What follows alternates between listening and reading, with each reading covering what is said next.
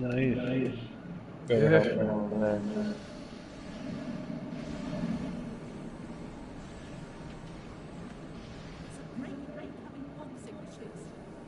Nice.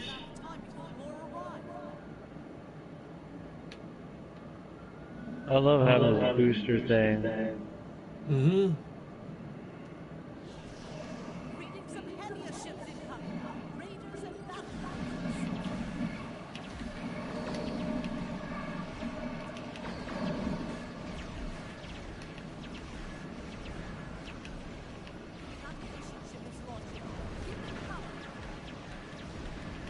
We're giving them.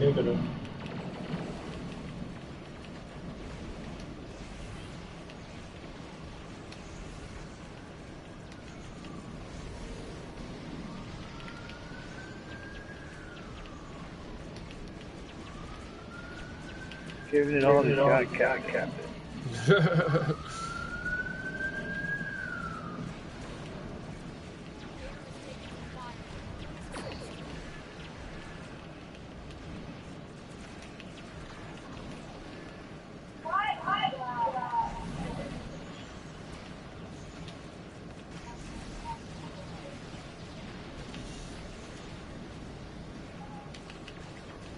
Coming over.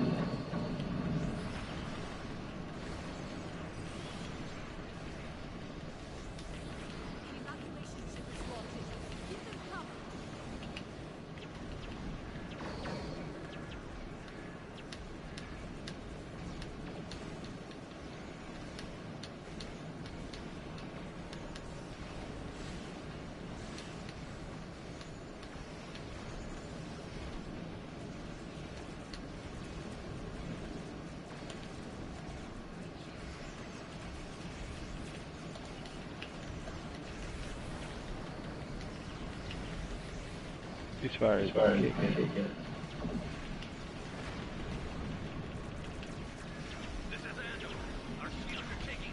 Jimmy. Yeah, Yeah, what's going on, man? oh, too much. I was gonna see if I can do a quick game or whatever, but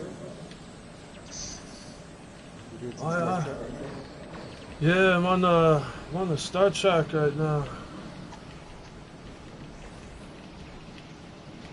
Alright. Should get in on, bro. I can't even play it. It doesn't, like my machine doesn't let me play it. Oh wow. I've had problems and I've deleted it, restarted it, re-downloaded it, all that crap. I just, yeah. I don't know, something to do with my online, like change my password or What system are you playing on? PC? PS4. Oh. You'd think it'd be a little bit more easier to fix, but I was actually playing a little bit with it back. Yeah, once in a while you did. I get the problem when I zoom in and I'm near explosion. My whole Yeah. PS4 shuts off. Oh shit, man, no way. So I have to zoom out a little bit. Yeah, man. That's the graphics card is being pushed too far, you know, and it's hot. The graphics card will overheat. It'll just shut right down. Yeah, it sucks. I had a level that I couldn't. I had the hardest time beating this level. It wouldn't let me beat it because of that problem. It was that level where you gotta fly around in a little space shuttle. They give you I like know what you're talking the about. tiny little shuttle, and you're flying around inside this Romulan starbase or something. That level was so hard on the graphics card, like holy shit, man. I had to like fucking stack ice blocks on my machine just to get by that one level, man. So it would, Oh so it wow. would, you know, so it would stay cool enough just so I could get by that level. Otherwise, I couldn't pass it. every time I played it like 3 or 4 times, and every 3 or 4 times it just shut right down on me. I was like, fuck this.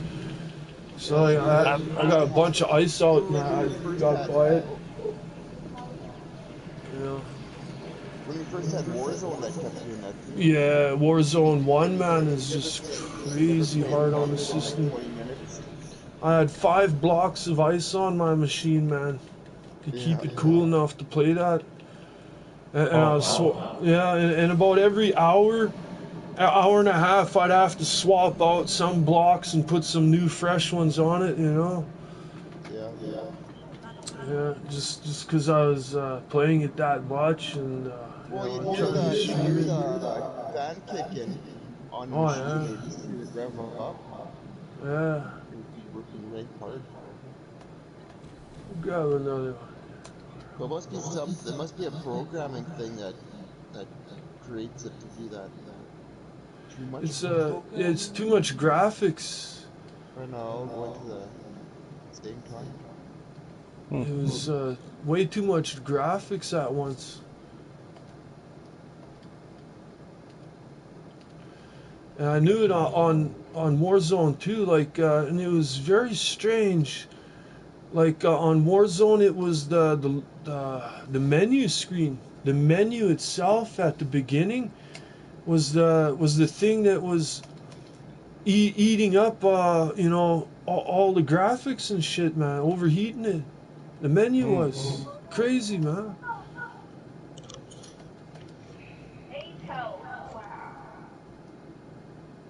I got a lot of marks out of that match. It was a good Heck one. yeah. Let's, uh, let's get another one going. All right. Alright, I'm ready. Do you do any missions, or did you all the missions?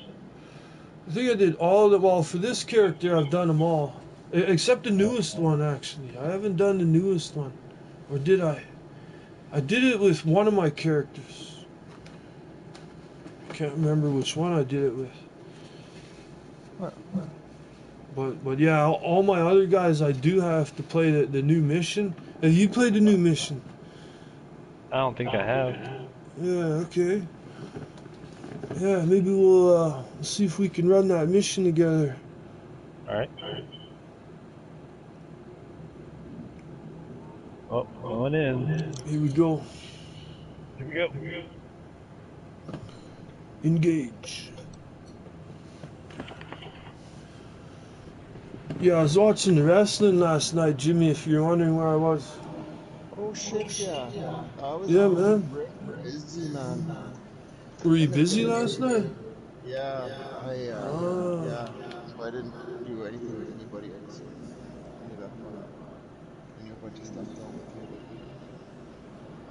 Sorry about that. So was it oh, was it epic or what? oh, yeah, it was really, really good, man. Nice. Fantastic.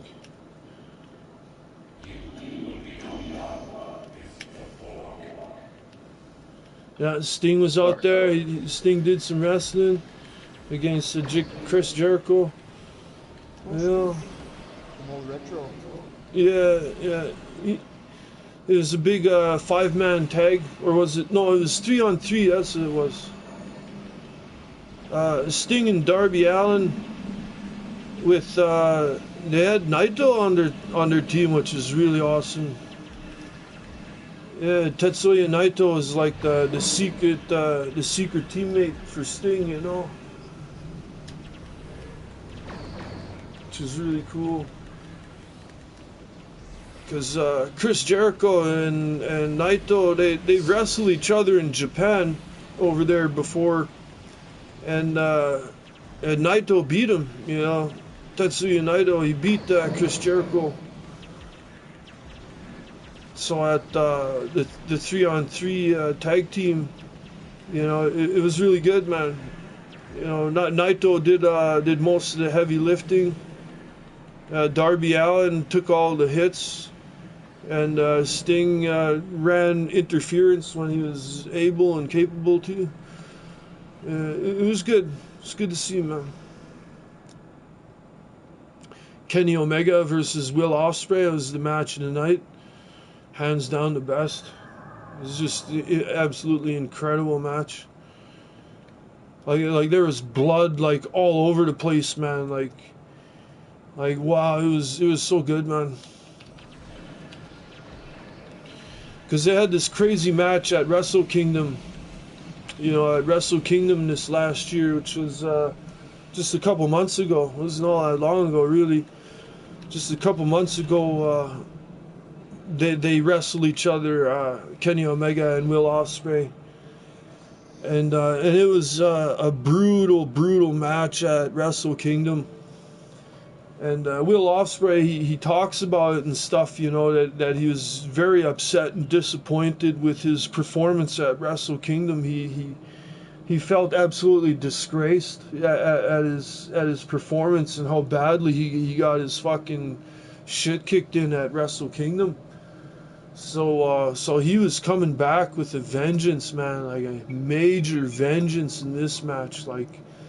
Everything was on this, man, for Will Ospreay to win it, and they were having their match and it was good, man. Will Ospreay was took the offense straight to him, didn't give Kenny much of a chance at the beginning, took it right to him, man.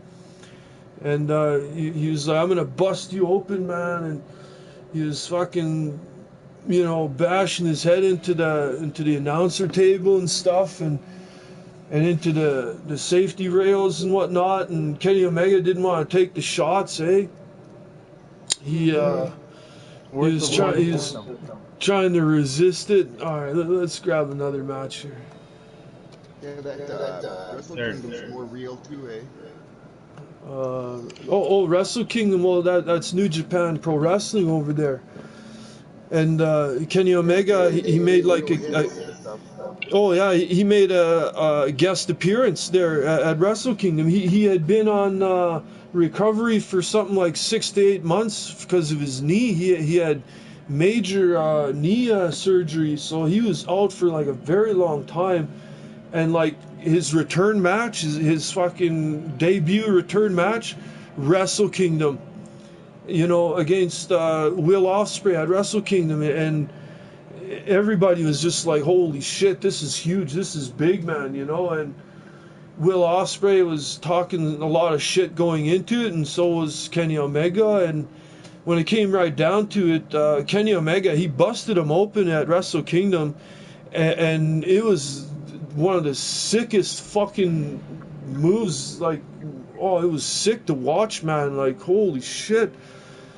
Kenny Omega was on the top turnbuckle with Will Ospreay, and he set him up for a DDT, and he DDT'd him, on the top buckle, onto the top turnbuckle, and he fucking hit his head on the top turnbuckle, the second turnbuckle, and I think he also fucking clocked it on the third turnbuckle going down, man. He hit his head on every turnbuckle going down, man, from a DDT on the top. It was ugly, man. That fucking DDT split his head open, man. He was gushing like crazy. They said he lost 1 liter of blood in the ring during that match, is what they said. So, like, he was busted open bad, and Will Ospreay, he was like, I've never been in such a position in my wrestling career like that ever before, he was saying, and like I was losing so much blood in that I was literally weak at the knees, and my legs were weak. I could barely stand up and move my arms at certain points of the match, he said, eh? Yeah, he's never been in that situation in a match before, and Kenny Omega took full advantage of it in front of the Japanese crowd over there. He and like to Will Ospreay, he's been in Japan so long, man.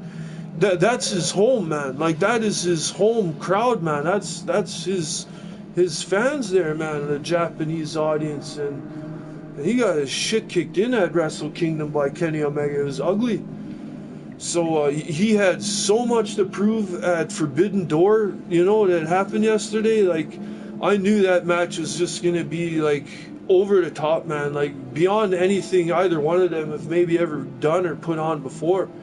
and they've put on fucking like 5-star matches across the world, man. You know, these are some of the best wrestlers you'll ever see, man. You know, and they gave it their all, man. You know, shit.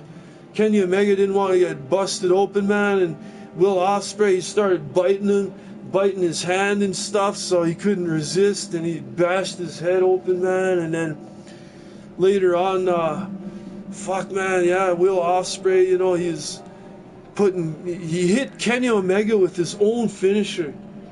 He beat him up so bad, man. He crippled Kenny Omega up real badly, and then he set him up for his own finisher, man. He was gonna hit Kenny Omega with his own finisher, and he nailed him with it, man. He just nailed him good with it too, man. Went for the count and got a 1. Man, Kenny Omega just fucking sprung back to life out of a 1 count, and like you knew the shit was on then, man. And then they went to war. You know, Kenny Omega, he fucking split Will Ospreay open on the steel steps. He smashed his head into like about 6 or 7 times, man. You know, he was just split open like crazy too, man. So now you got Kenny Omega bleeding everywhere. You got Will Ospreay bleeding everywhere, man. And the match still went on for probably another 25-30 minutes, man. It was a 40-minute match they put on. And it was just fucking brutal, man. Crazy good. There was a point where that bald-headed manager dude came out, and he gave Will Ospreay a screwdriver behind the ref's back, and Kenny Omega was setting him up for his finisher, and Ospreay just spiked him just once right in the head, just spiked him good, and he put him down after that. Oh man, it was a wicked match, man. Yeah. I don't know if I should say who won, you know. Well, it was Will Ospreay, man. Will Ospreay was there for revenge. You know, he had everything to fucking prove, and you know, and he did it, man. He fucking beat Kenny Omega on Canadian soil, you know, in front of his own home country. Just demolished him, man. You know. They both got what they deserved, you know. It was payback for Will Ospreay and Kenny Omega. Well, it was his turn to get it for a change, and he got it. Yeah, it was good, really good. The main event was Okada versus Bryan Danielson. And Bryan Danielson hardly wrestled going up to this, you know, like he did a lot of training and meditating and, you know, all that kind of stuff, you know. And he went into this match like a martial artist, like, you know, like a war veteran would, you know, and he came out to the music of, you know, the Final Countdown. Imagine that, eh? Yeah. And in Toronto, Toronto turf in Canada here, man. Like shit, you know. The crowd just popped, you know. It was just like whoa, you know. And you know, all the odds were with Bryan Danielson. Like he just, you know, like.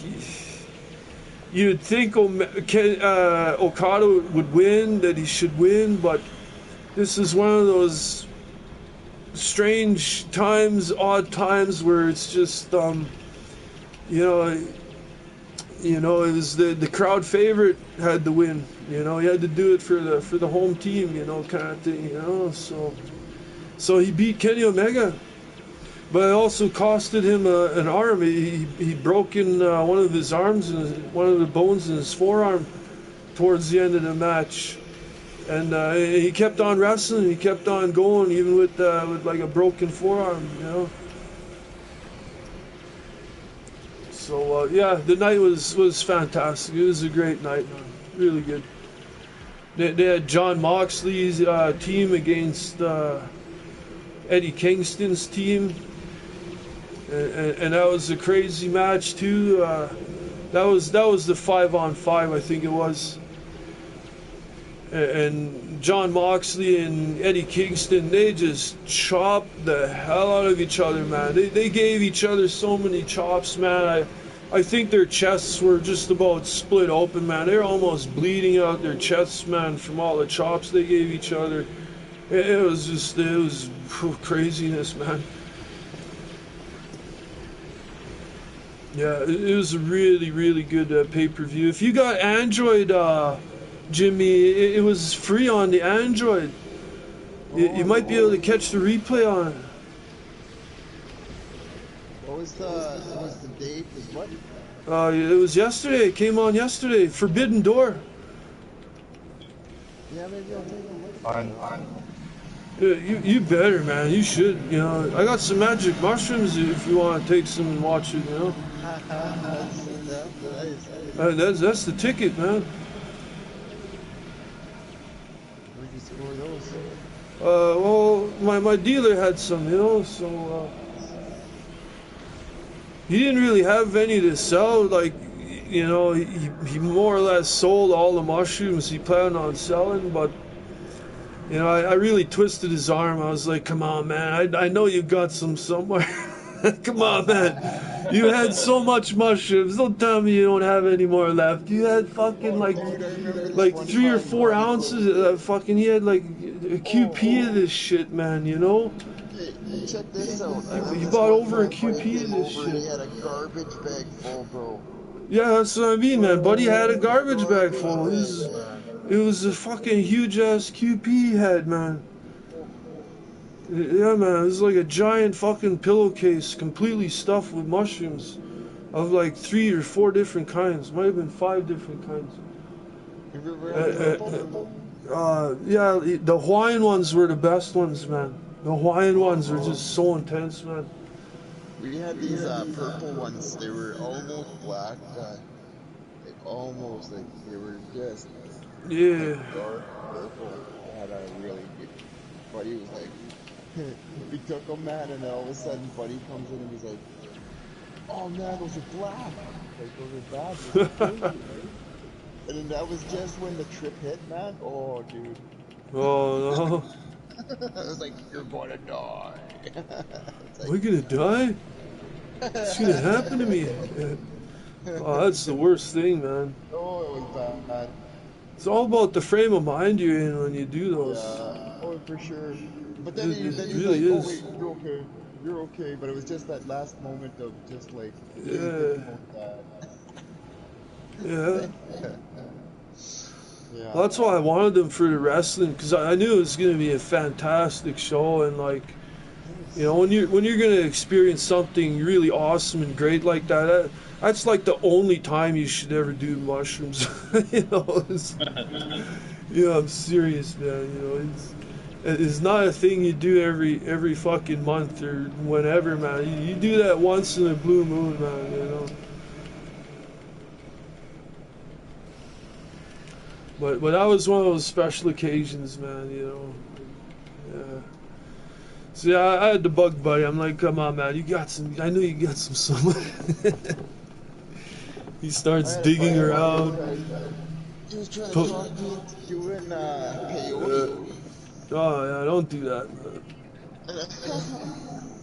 But he's like, "Hey man, you gotta like book off like 3 days," and I'm like, "No, Yeah. can't do that." Yeah, it's a good show. If you get a chance, see it, Jim. Yeah.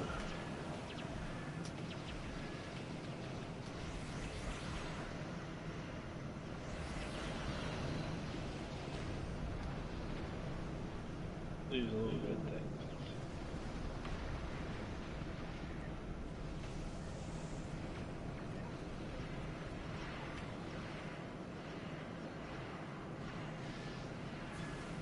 Someone's sniping from me. Oh yeah.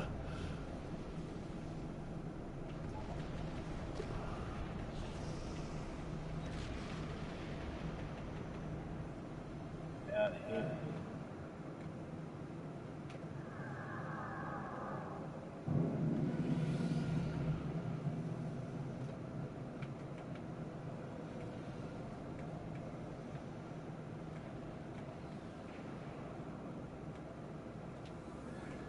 Or whatever.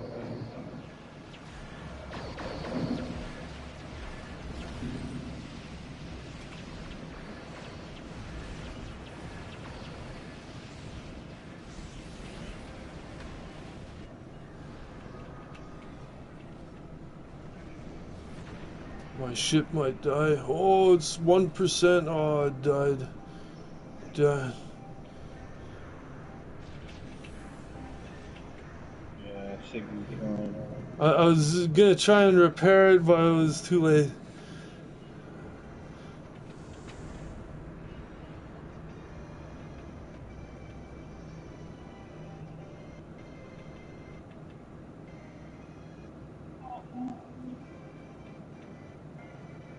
It's kind of a new Castlevania game called, what's this called?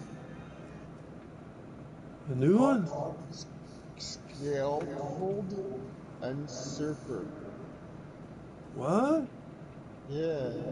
That looks like Castlevania almost, like it's running around in, the same type of art. Same type of, They haven't made a new one for quite a It's not while. that, it's not Castlevania, it's a different name. Okay. But it's called, I can't even pronounce the name, but looks,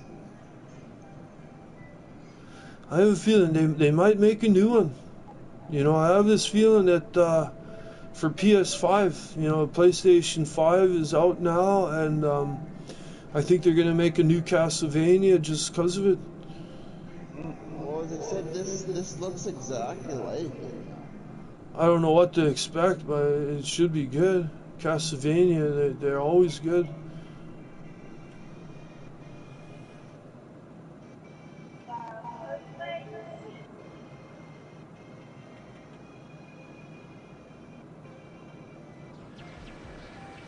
Which,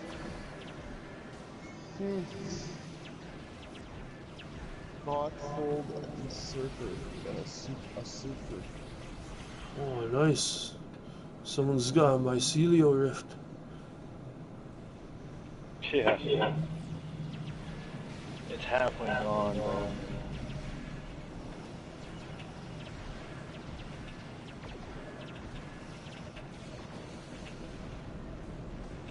It's gone.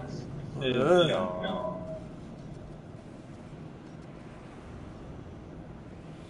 It's been assimilated.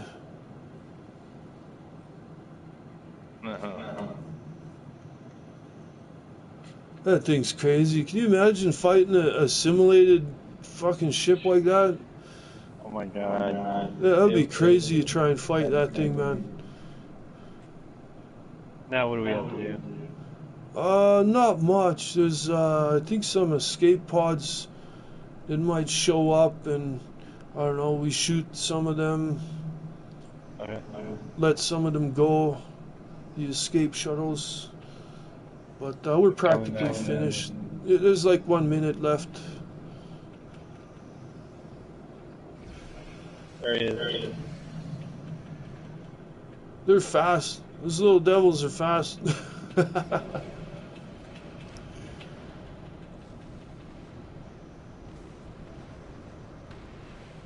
Oh, they're out. They're out.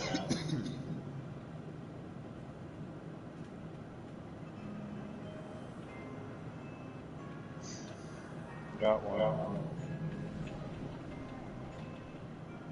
Nope, didn't get one. Blew him up. Need 4 more. 30 seconds. There's one.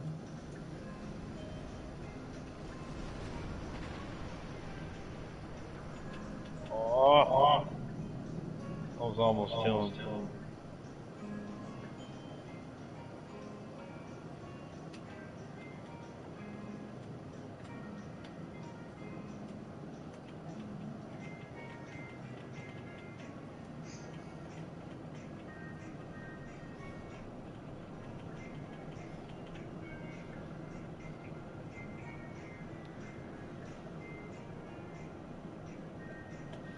Dice.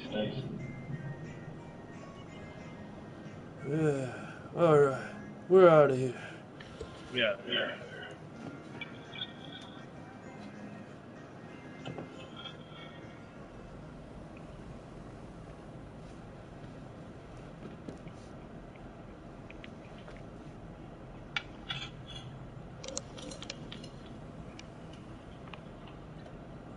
I'm just Okay. gonna change my character real quick. Okay. I'll be right there. I think I'm at the same spot. Okay.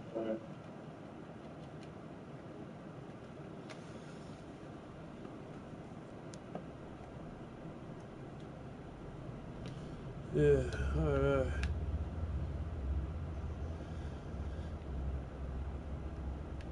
Let's see what I get. Polarized cannon. Okay.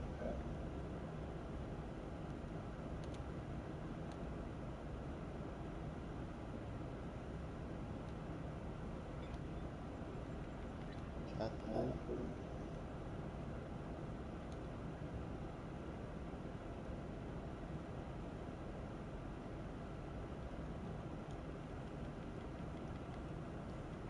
There we go.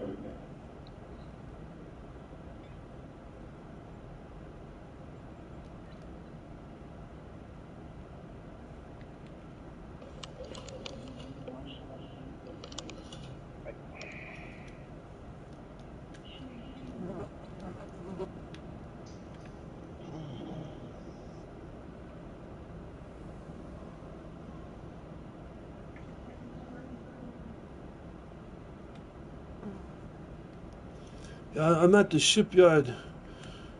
Same place. All right. Yeah.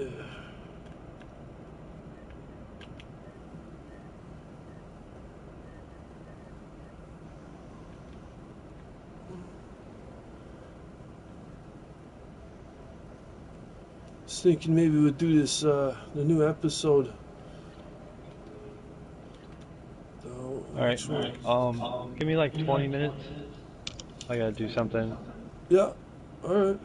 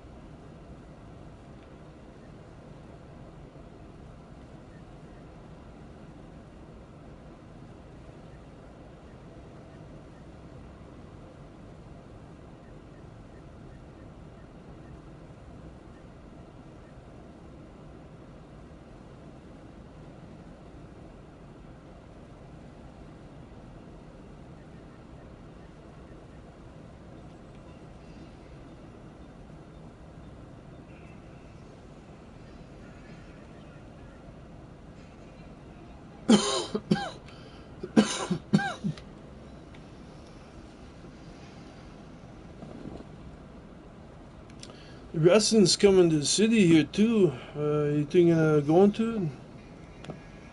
If I have a chance to, wouldn't mind. It's been a while. That's what isn't it supposed to be televised also? Yeah.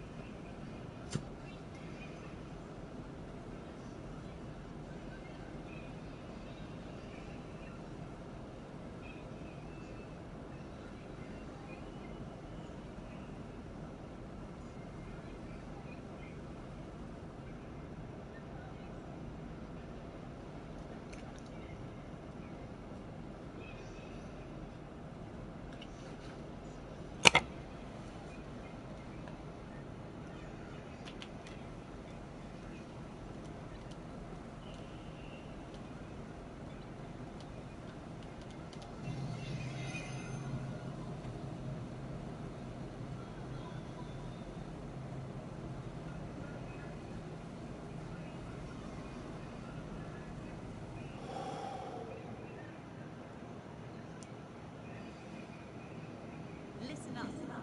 It's not good.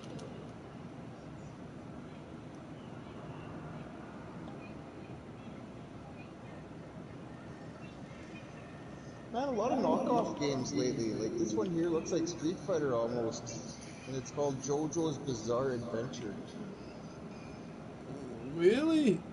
Looks like Yeah, Street Fighter? Really? yeah, like it's the fighting styles, like you can do magic kind of stuff and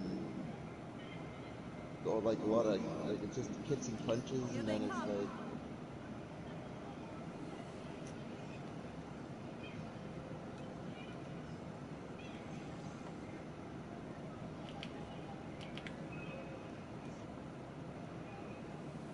We're prepping for evac of non-essential personnel and civilians.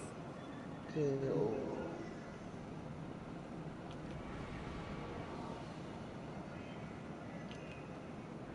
One key win.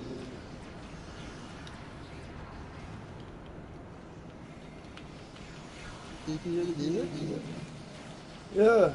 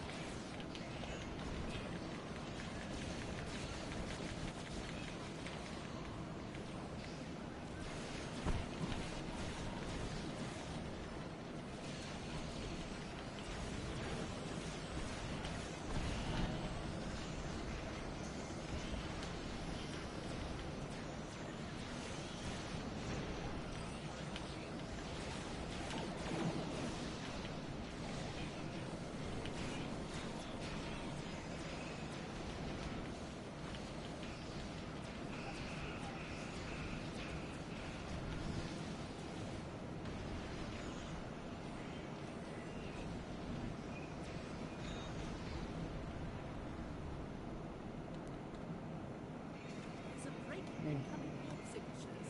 We may have a short amount of time before more arrive.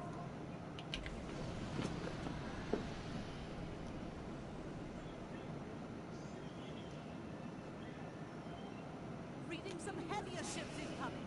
Raiders and battle cruisers.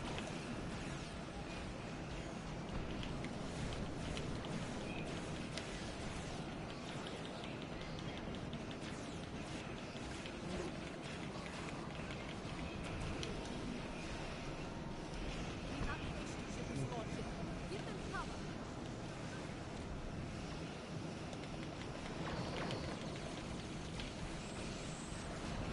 Like $120 for this game. Which one? That's a lot of This money. JoJo's Bizarre Adventure. Sounds like something Cookie Monster would buy, you know?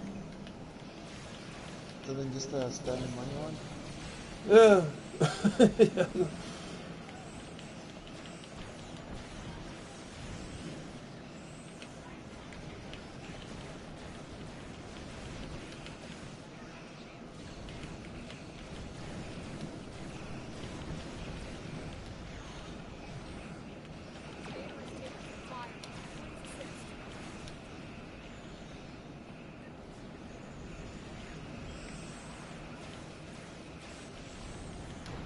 Evacuation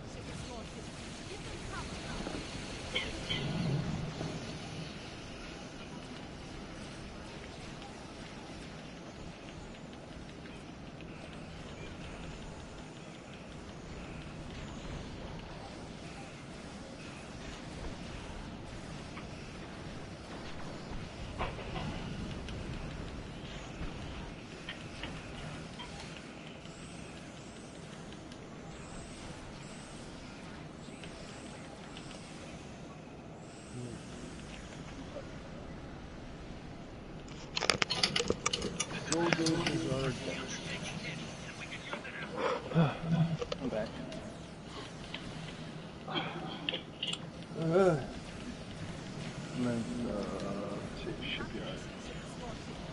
Yeah. Yeah, 120 bucks.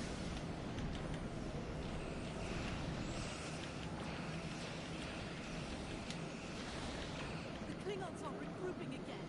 Get into position to prepare for the Okay. next assault. Made me go back to my ship.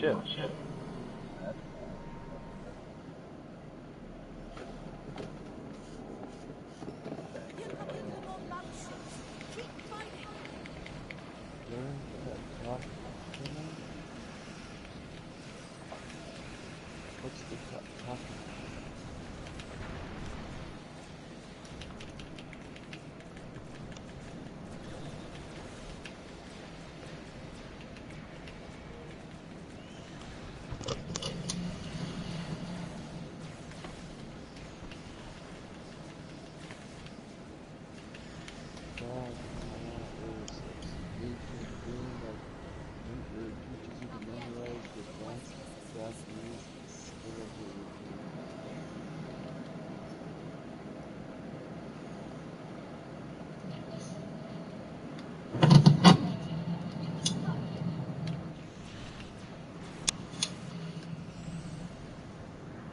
There we go.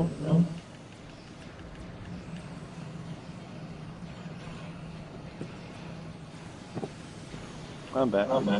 Okay. Yeah, man. I'm just finishing up a space battle here. I'm almost done. Alright.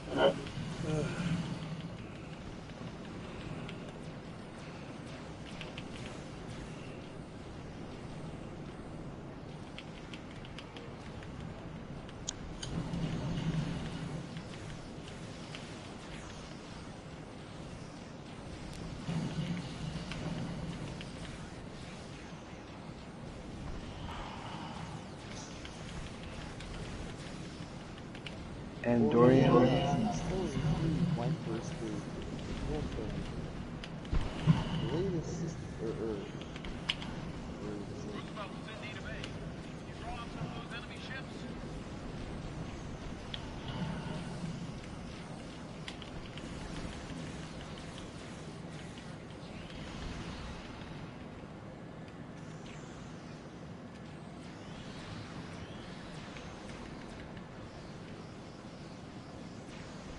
breakthrough gaming's Bible video game Sunday.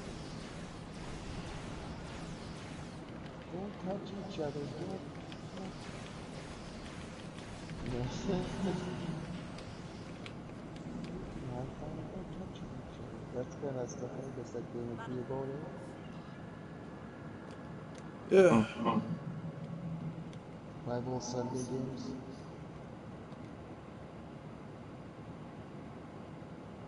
Street Fighter 6. That's the new Street Fighter. Yeah. Same price for that other knockoff version.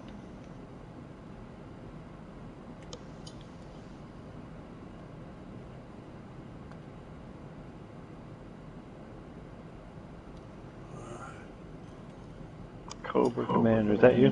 Yeah.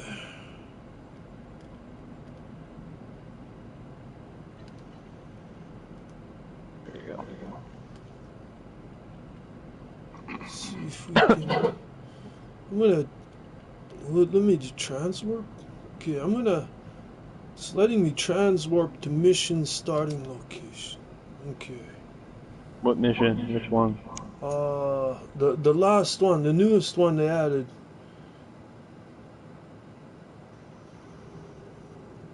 It's called Wish Upon a Star, or yeah, Wish Upon a Star. Kings and Queens. That's the new one. Okay. I got you. Yeah. Okay. See if you can transwarp here. Give me a second. I just got that one. Yeah. Activation. Wish upon a star. That's the one. It won't let me transwarp. Yeah. But it has a share thing on it, where you share the mission. Yeah, yeah, hit that. See if That's it'll... it. It said you already have Wish Upon a Star. Okay, I'm gonna try and start it. Yeah, I'll see if it'll pull you into it with me. Alright.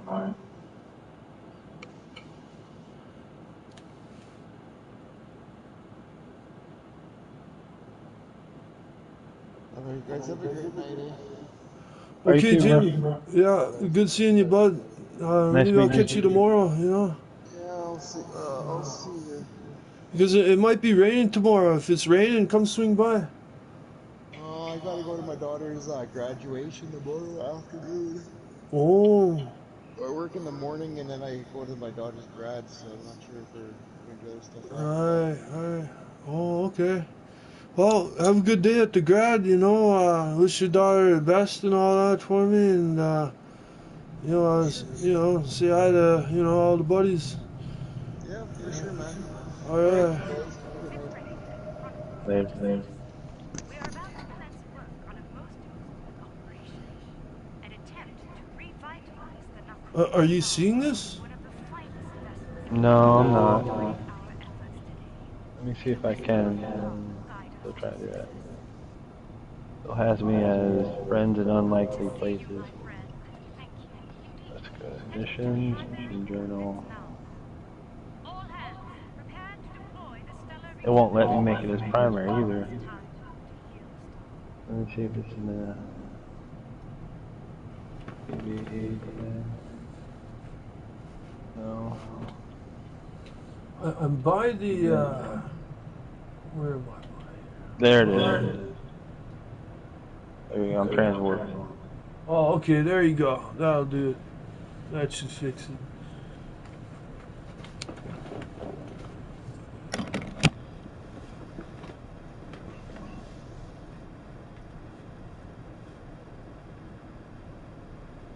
Think you're here? I'm now inside of it. Oh, there you are. Is that you? Yeah, it's gotta be you. Right beside me. Some of them. Oh, they're gonna try to turn on the star. That's brass. Alright, I'm in. Alright. Let's get started. I guess we gotta go to that thing over there.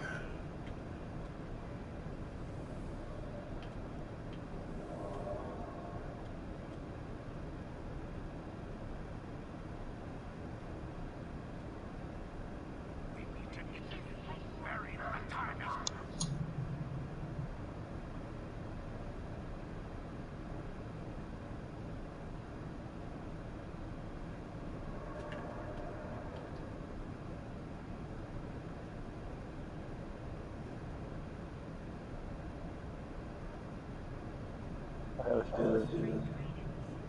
Try adjusting your confusion beam frequency. That was easy. Activating, adjusting beam frequency. Our beams may reinforce one another. Agreed. Move to the following coordinates.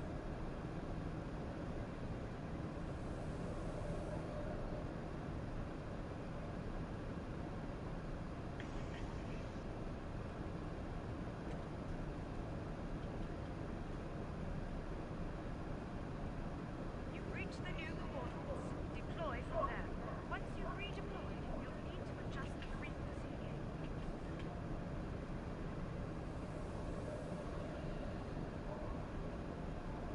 Initiate stellar modulation sequence on my mark. I hope we don't blow it up. Energy levels are increasing. Reach Go for it. We might blow it up.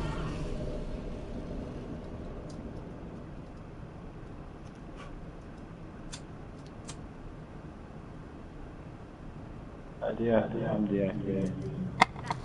Yeah.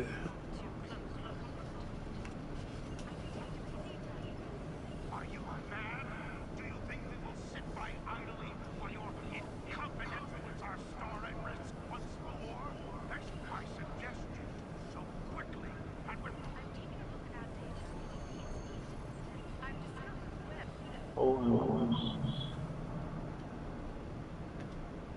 Oh, that Olympus. was cool. I thought we were gonna go for the big one, and they went slower. Right? I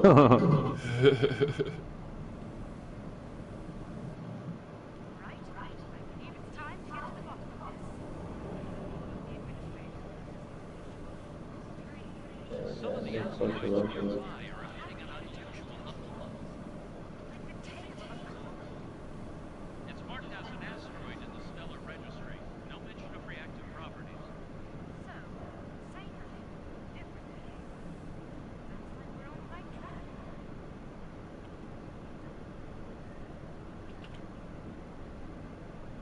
So we have to study the. There is a human expression.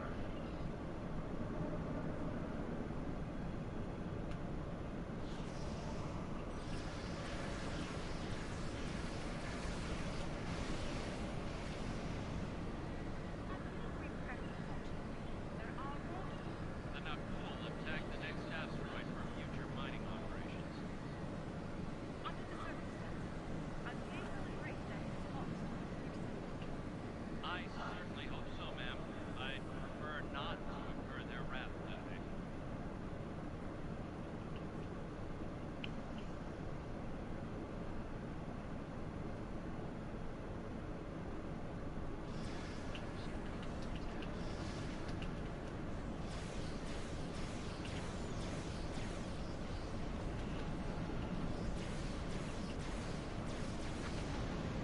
Let's scan the for reactive comet.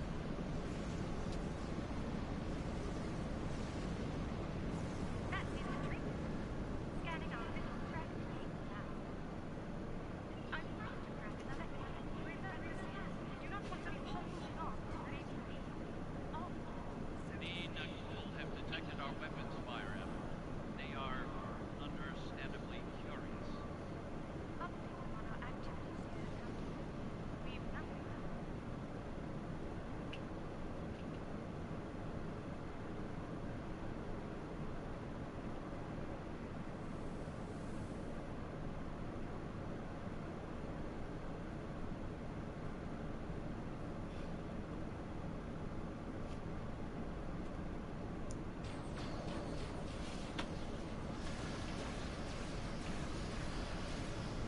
Asteroid successfully fractured.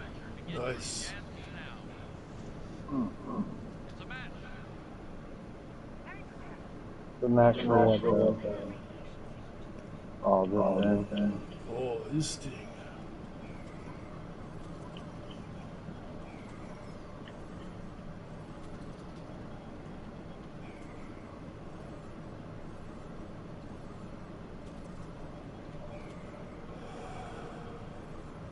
Oh yeah, we got that one. Admiral, a Nakul representative is concerned about the destruction of valuable asteroids. It seems that the Alliance will compensate the Nakul for their loss. As you wish, Admiral. On Babe Health.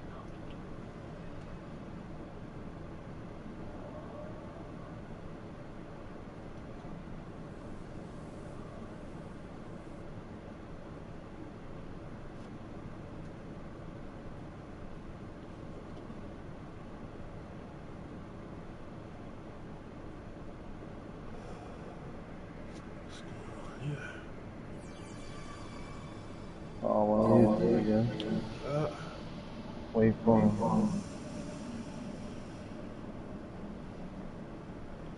Transmit the data. Analysis complete. The wave patterns are unmatched. It's a match.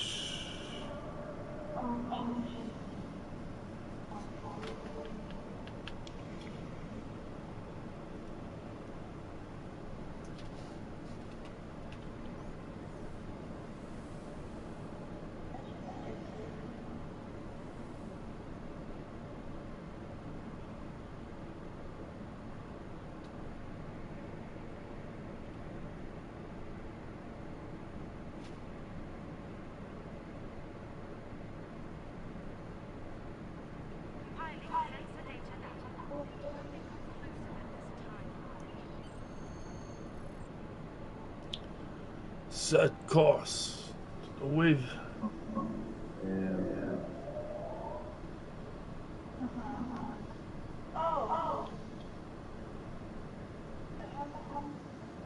We're approaching Going to the next spot. I trust What's going on here? Oh, Dolians. one thing, sir. This is peculiar. Attention, Tholian forces. I am Admiral Markey of the LSS Rescala. You have violated nocturnal space and are disrupting a critical procedure here. I'm instructing you to Okay. cease all activities and explain your presence in this system. The violation is inconsequential. Takes priority. Will continue. Do not interfere. Your continued presence is unnecessary. The laws of this star is acceptable choice. Further discussion is irrelevant. Leave now or you will be fired upon. Tholian vessels are going to battle stations. They're moving into attack formation. They're trying to do this thing. Okay. Disable, not destroy. Let's do this. I'm not sure they'll reciprocate that courtesy, Admiral. We need answers, Captain. And it's rather difficult to get them from the deck. Understood. Firing to disable only. We got it on the table.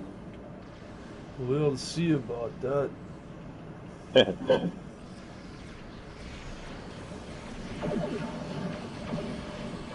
They'll be disabled. Shooting webs.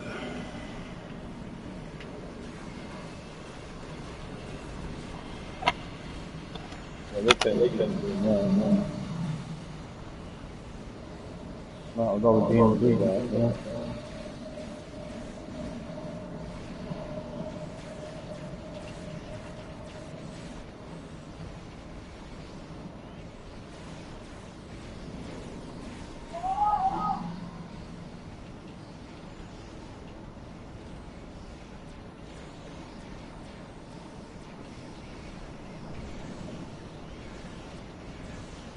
That's the last of them.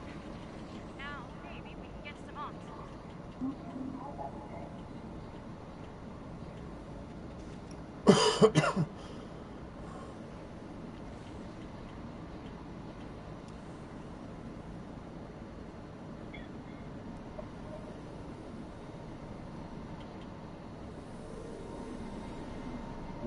They're trying to catch something.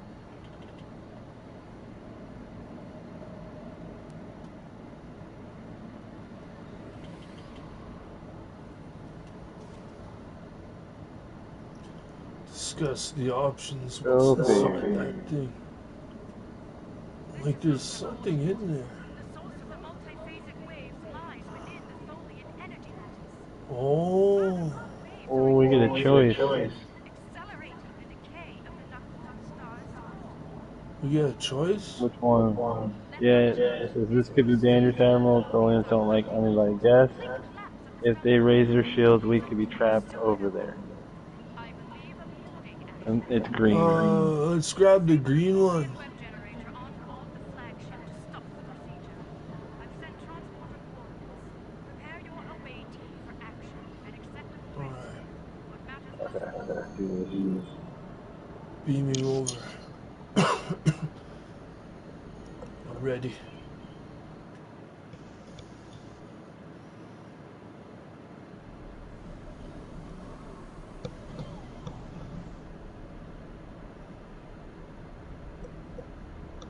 Let's make haste. Tholians will muster their security forces once they detect us. Combat line to our EV seems to be compromised. Alright. Let's start with that. Okay, let's do that. Yeah. Okay.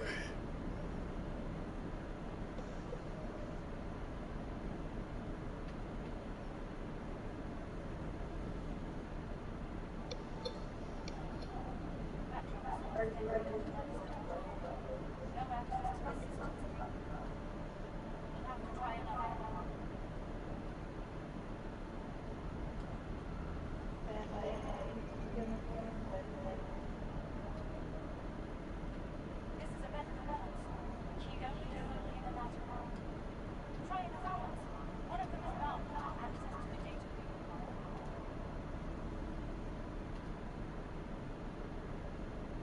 Maybe some more.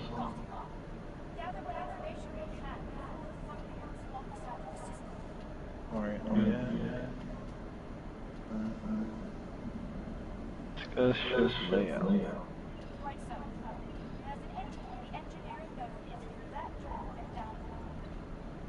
Watch out for security. Their affiliates know we're here.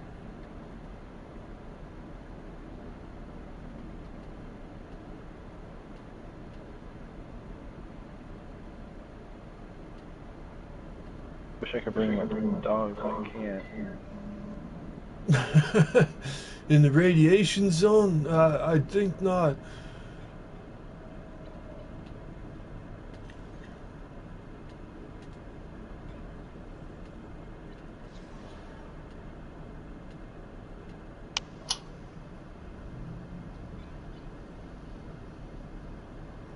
Alright, which way is this?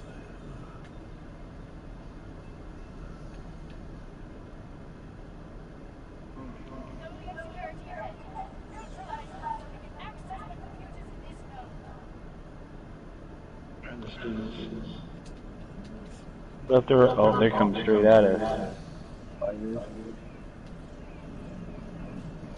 They had to give us spiders, right? Yeah.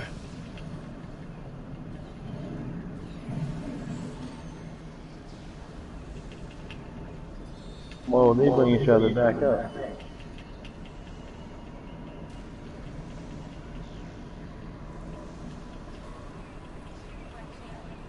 That's what I call from that console while we can. AJ, I can't do it. Okay. Accessing.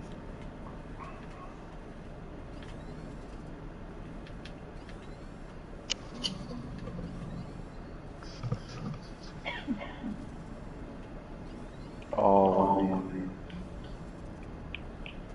It's a triangle. It's like mining. Have to repair the circuits. Circuit repaired.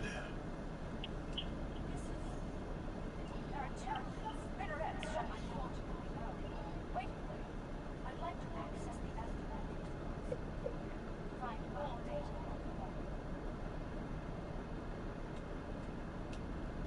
Alright, let's access this. It's still making me do the triangle. Let's access this site. Look out, more foliage. As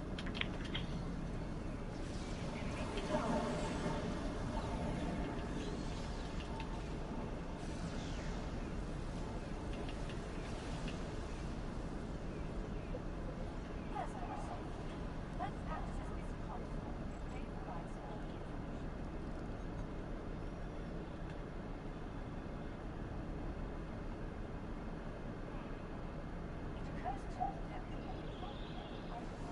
Agreed.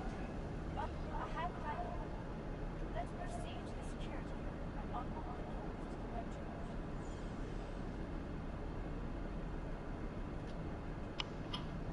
Where'd you get that to?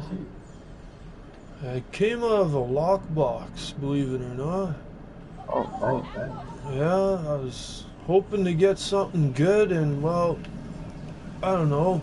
Is it good or isn't it? I don't know. But it came out of a lockbox.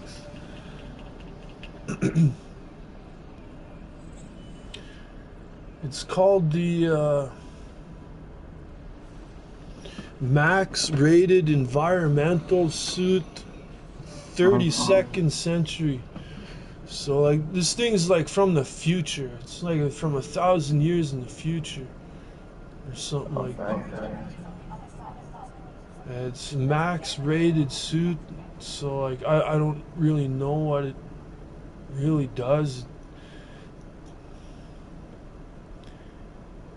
It creates random hazards near the target for 15 seconds. Okay. Each type of hazard has an additional effect, so it does cold, fire, radiation, plasma, toxic. I don't know. It got some weird stats on it. Create random hazard. Okay. All players, everyone, gather up. Need a plan. Alright, alright.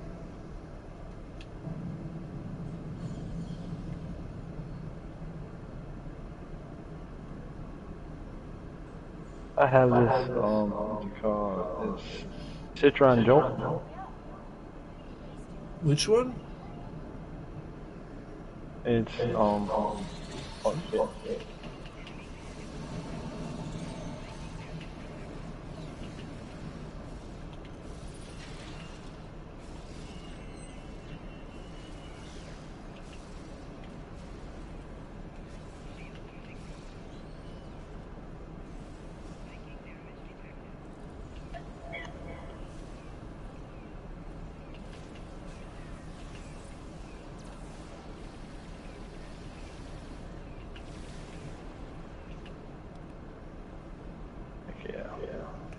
Lightning.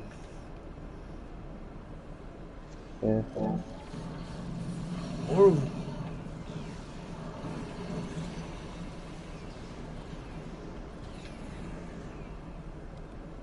It just came out of nowhere. Yeah. I seen them crawl out of the wall or the ceiling up here. There's more. Nice rock.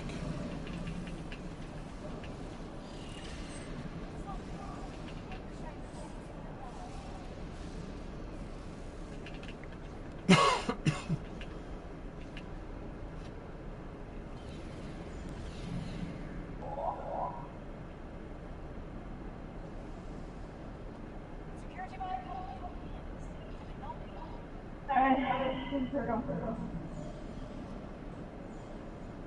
What's this thing?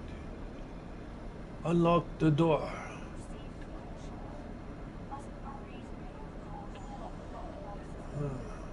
Always the problem when doors are locked.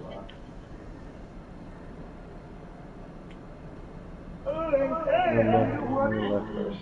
Okay, we went that way. Let's see. Main web generator is ahead. Get ready for a fight. They already there. I'm gonna pull one of them. Is the chains of Grethor. Oh, I think they pulled you. Oh shit, they got me. They got me in some type of web thing. Yeah, help out a bit. Lightning. Nice.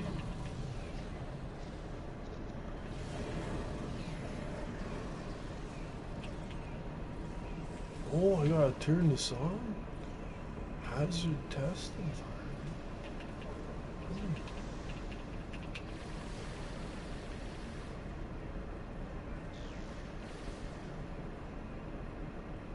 Nice.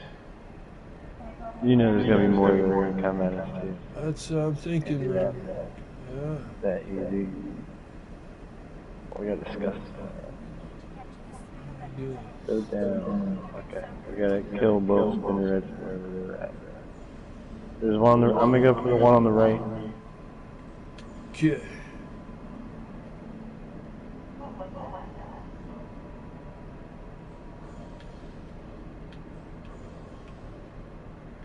Veteran patrols are ahead. Disable them before all security arrives.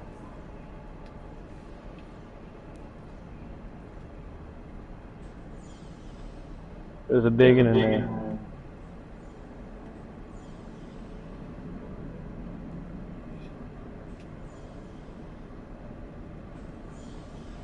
spinner and patrols are just ahead. Disable them. Oh, there's more in there.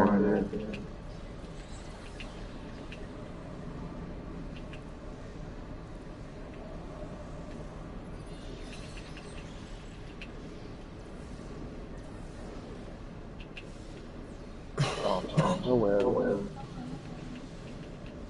That one.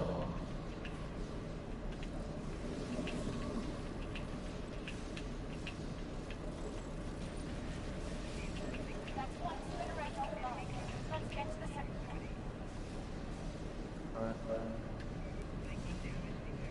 You guys just standing there.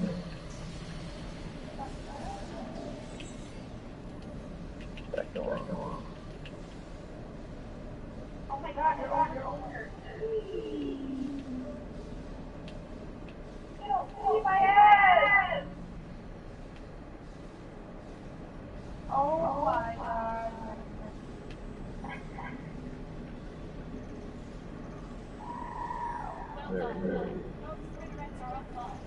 Oh, they're back. They're back. They're back. Couple more. Yeah.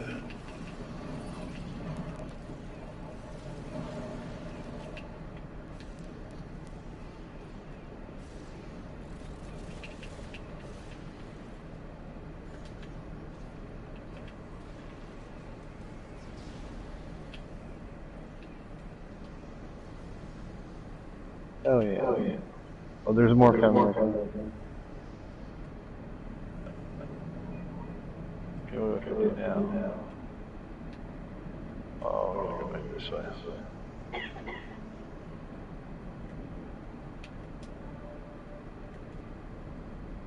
Can't be easy.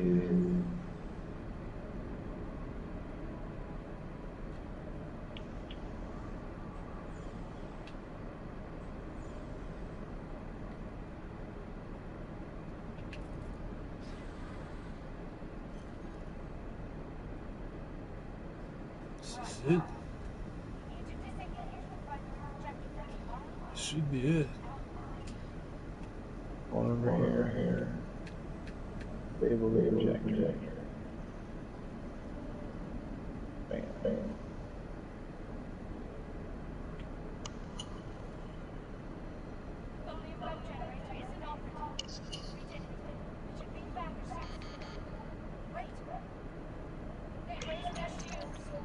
I like how the cutscene shows both of us in there. Yeah, it's cool, man. I like the cutscenes, man. They are real nice. Oh, it's the super one. Big boy. He's got armor.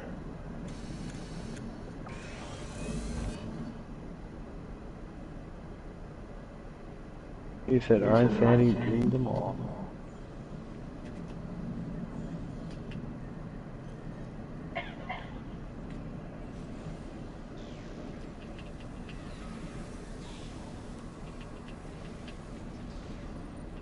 Oh, she's coming.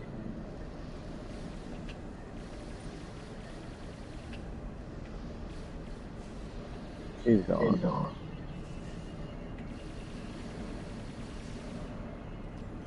His little neck.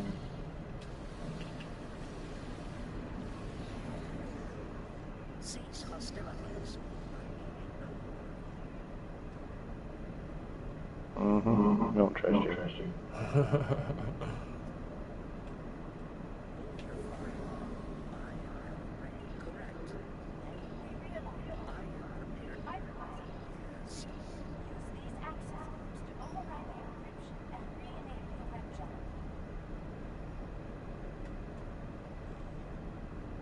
Okay.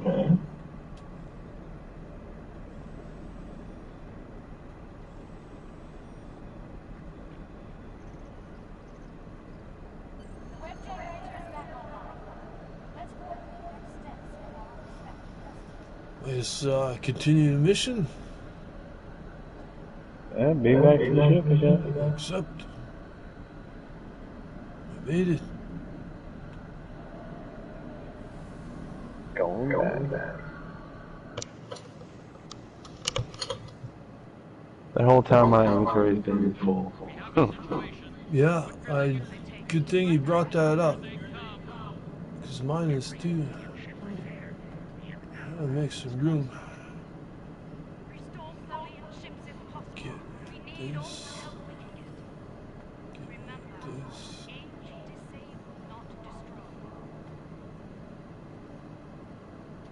As many as we can.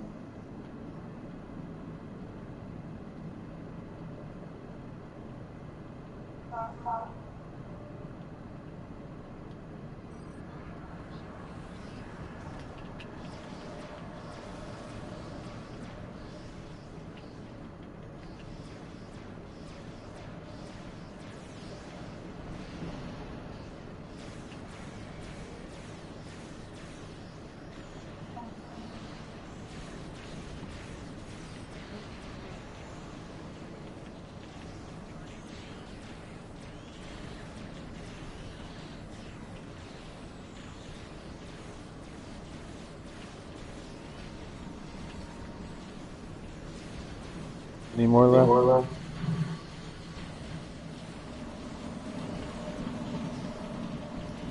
Couple.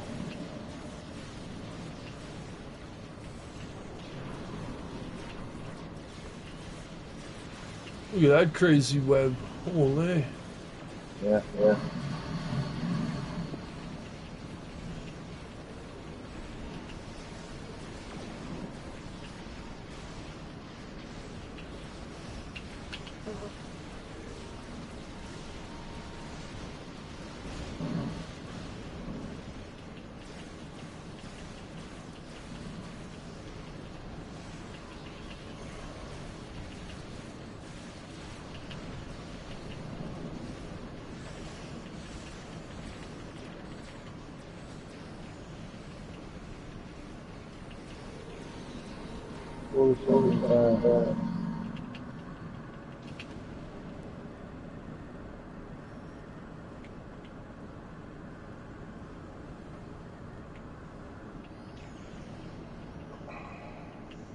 There's more on the coming down.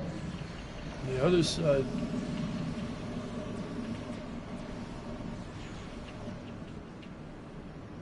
Oh,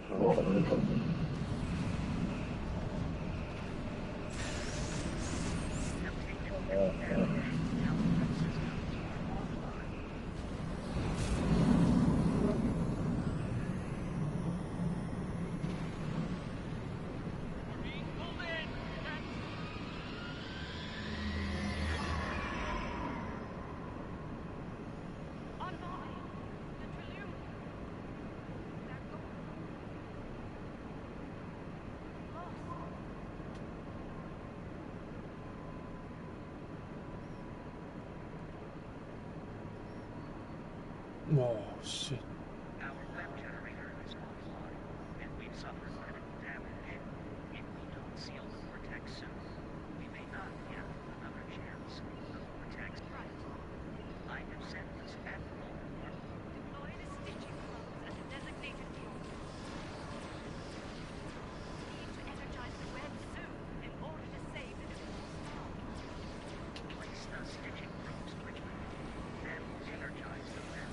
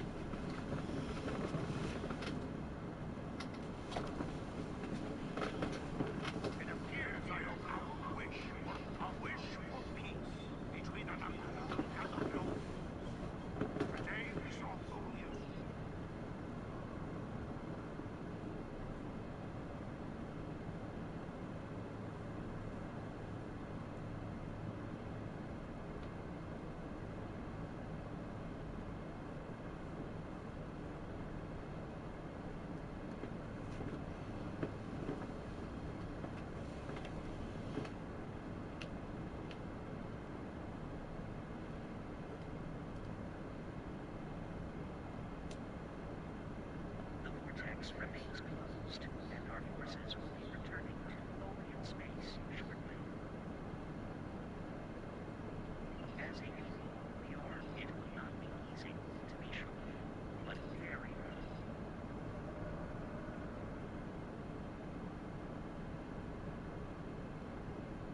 There are days at London. Indeed, I spoke with Bright Husband.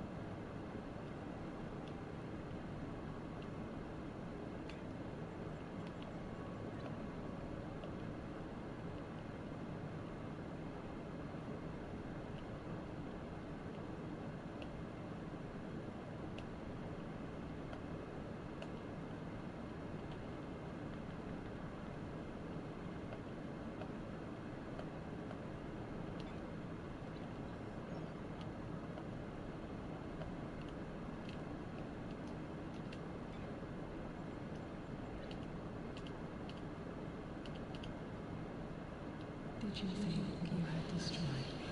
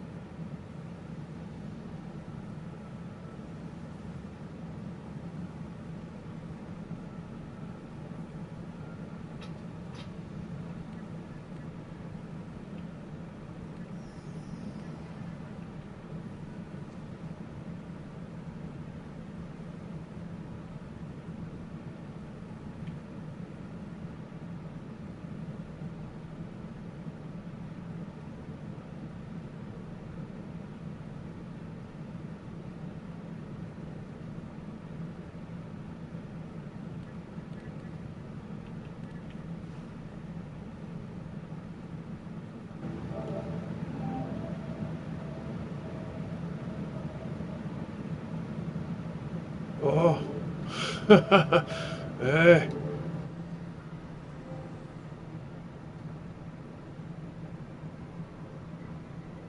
Hey. That's good.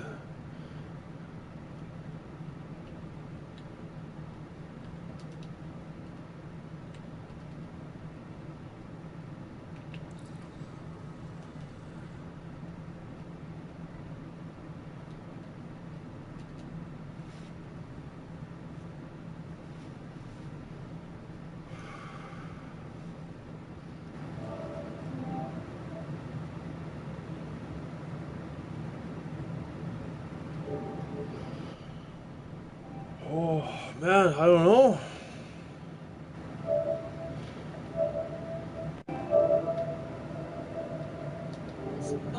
Oh, oh, sorry. Oh,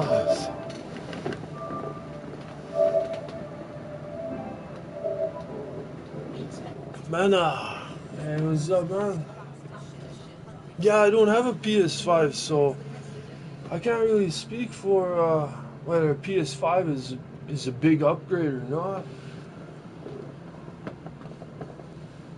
I'm sort of waiting for a PS5 Pro to come out, and I think I'll get one of them.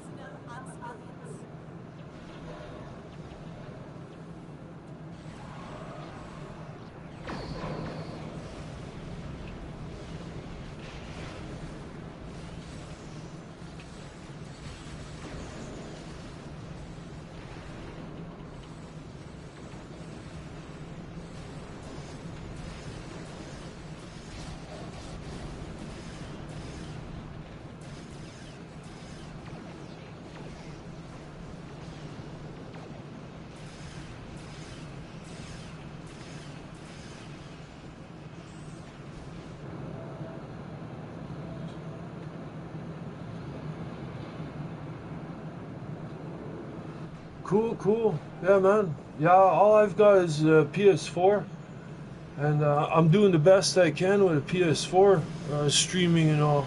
Yeah. But I plan on upgrading.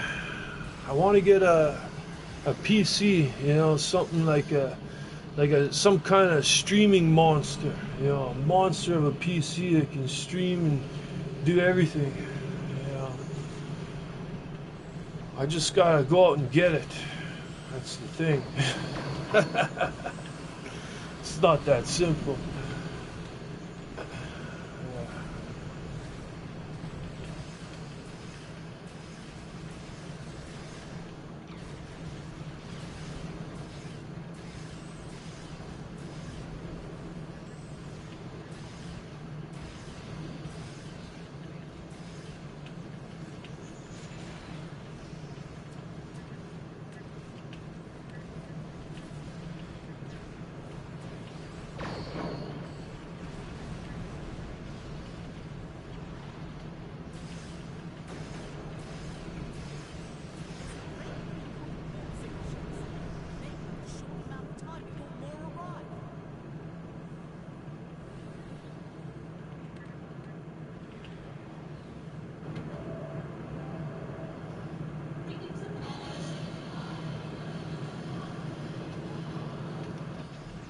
Yeah, man.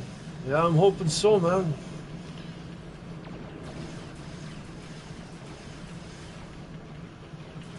This is, I was looking at the PCs that they have, like, in the city and locally, and I haven't really found anything locally that I like, that really stands out to me. But I've been looking at what the other streamers are using. Like what does Tim Tapman use? What does Doctor Disrespect use? What kind of units are these guys running with? You know. So I kind of been looking into that kind of stuff. And Doctor Disrespect, he's going with Digital Storm. So I was looking at what they have over at Digital Storm, and I like what I see over there. You know, I can see why Dr. Disrespect went with Digital Storm for his PC. So that's kind of what I'm thinking. That's what I'm eyeballing up here. It's just that it's a lot of money, you know, and I gotta send this money somehow over to that company and make sure that they ship it to me, you know, without any sort of problems in between. And you know, make sure it arrives here in one piece. You know, it's kind of a big commitment. It's a big investment, but you know, I think you know, you should go big or go broke sometimes. You know, and when it comes to getting a PC for the long run, sort of thing, you might want to go with something that's really good instead of something that's in the middle. You know, so I'm kind of looking at getting something that's pretty good, you know, for streaming and stuff. But I'm nervous, man. It's a big step for me. It's a really big step for me to make. So you know, if you're staying tuned in on all this stuff, man, I'm been GoProing. I don't know how to upload my GoPro videos yet, but I got a bunch of stuff on GoPro I plan on putting on the channel. And you know, when I get a PC, you know, I'm gonna be streaming that too, man. The box opening, the unboxing of my PC, you know, that should be a great video, you know. Yeah. So I got a lot of things planned for the future. It's just, you know, I gotta pace myself and take it, you know, one little step at a time, you know. But I'm getting there, man. And thanks for tuning in, checking out the show, you know. Really appreciate it, you know. Try to entertain a few people with what I can do in video games, you know. I like to think I'm a professional button pusher, you know. I'm pretty good at pushing buttons. I'm doing it most of my life, so yeah, you know, let's keep doing it.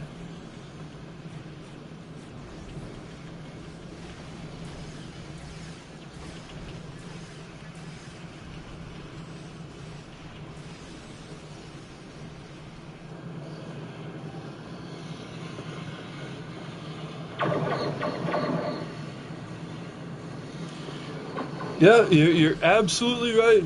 You're absolutely right. I looked into it and I checked it out. I had a couple of people, you know, checking it out for me. And yeah, they say that shipping is no problem. Anything over a certain amount of money, the shipping is all free. So I'm pretty excited. It's just I got to get the money over to that company without any problems, and that's got me a little nervous, you know, because I can't really do it myself. So I gotta trust some of the people that are around me to get the job done for me, and some of their credibility is not the best, not the greatest. So yeah, you know, there's a few things I should be worried about, and I am.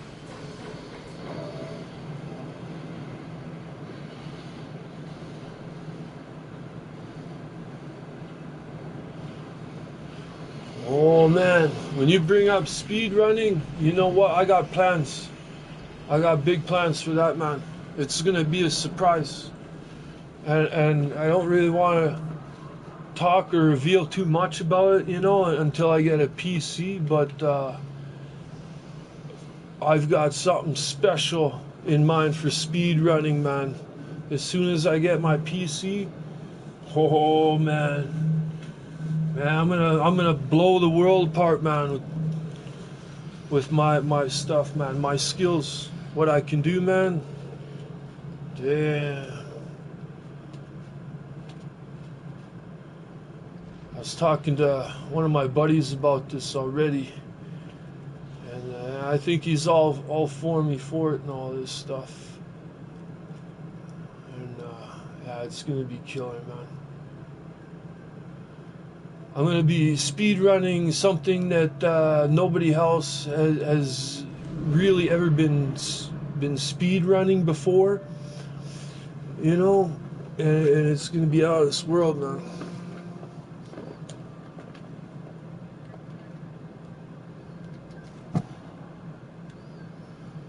Well, I'm gonna be speed running. I'm gonna speed run Star Wars Battlefront 2, the classic from 2005. I want to speed run that.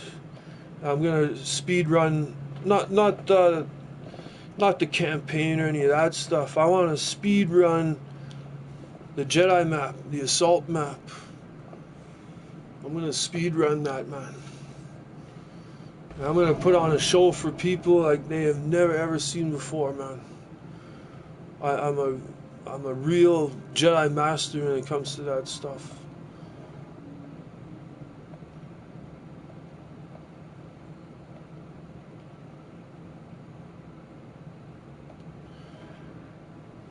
Yeah, I've been playing that forever on my PS2, and it's kind of come to the point where my PS2 is beginning to die for the second time, and that's not good. You know, I don't know if I can repair it again. I repaired it once. I can maybe repair it again, but I think the better move would be is to just upgrade from a PS2 to a PC. So that's kind of the big plans coming up here. Is I gotta get a PC running somehow, even if it might be a cheap one, just for the time being until I get a monster machine. I gotta get some kind of PC up and running here pretty soon. I gotta get back into the Jedi action, because they have the whole entire Discord. There's a whole entire Discord for that, and they're waiting for me. You know, all these PC players that remember me and know me from PS2 days, they're all sitting there on their PCs just waiting to get a piece of me again. They love going up against me, my competition, my skills I bring to the table. You know, I'll breathe brand new life into that game once I get on there. And they all know it on the Discord and all that stuff. You know, so it's gonna be amazing, man. Once I get on PC and I hit that, it's gonna be crazy good. I want to play. There's a lot of old school games I want to play, like arcade games, man. I want to play some of this stuff and stream this stuff, man. That I can't with the stuff I have, but I really want to play some of those old classics. You know, and to name some of them, like I don't know, man, like Black Tiger. You know, there's so many old classics. You know, the Double Dragons. And I do stream Double Dragon on PS4 once in a while. But there's lots of other really great arcade classics that I would love to touch on again, man. You know, and kind of what I'm leading up here to is one of the games I want to play is Mugen. You know, everything versus everything, Mugen. You know, I used to play that, man. I had a laptop until it burnt out and died, absolutely, completely died on me. I had Mugen on my laptop, man, and I played that, man, for fighting games. I'm really fucking deadly at fighting games, man. I streamed King of Fighters, 5 hours of King of Fighters just a couple days ago. I think it was last week. I did like 5 hours of King of Fighters, and I loved it, man. You know, I love some of those fighting games. You know, I want to get into some of that stuff.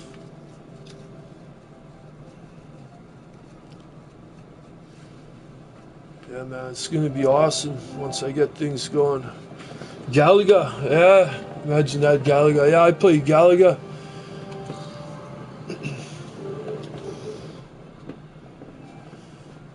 Yeah.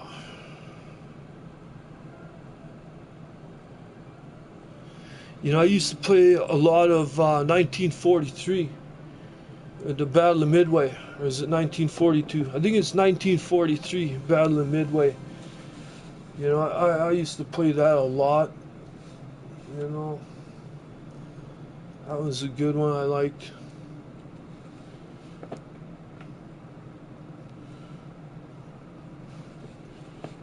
It's quite a few games, man. I just can't think of them right now. I was out last night watching the AEW pay-per-view, Forbidden Door, and like, man, that pay-per-view is just amazing last night, man. I watched it yesterday. Incredible. So like, yeah, I was drinking and partying yesterday. I had a really good time yesterday. And one of my buddies was like, you know, hey, you playing Star Trek today? What are you doing today, man? You know, playing Star Trek? Yeah, I was like, yeah, I'm gonna do it, man. I'm gonna get on Star Trek. I don't know what I'm doing today on Star Trek, but I'm gonna do something on Star Trek. Yeah, so here I am, doing what I can. And last time I was playing, which was just a day or two ago on Star Trek here, I've been grinding stuff. Trying to grind this stuff out of reputations. I want to get this new car. I want this armor. I want all these different suits. There's 3 of them. So I need like 500 reputation marks there. You know, 500 reputation marks here. And the one I'm working on here, I need 300 for this one. So, yeah. I'm grinding marks in Star Trek right now. Yeah. Let's go.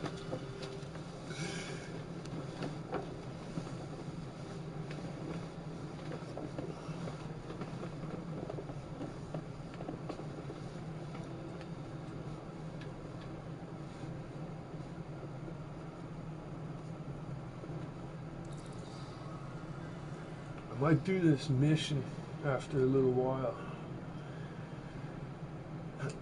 When I get bored of grinding marks, I'm thinking I'll go do this mission again.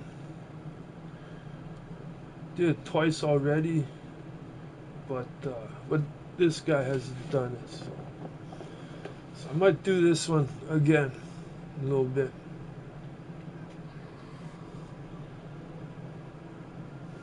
I want to get some of this grinding done. So here we go.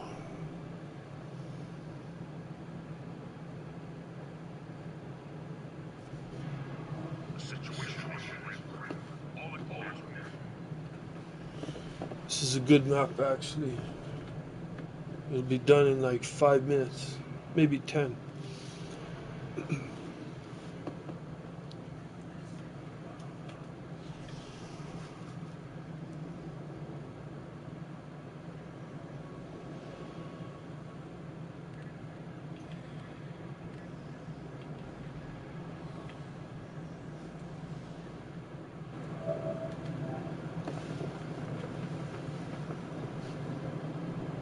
Oh shit! Yeah, okay, cool, man. I didn't know that. Respect, man.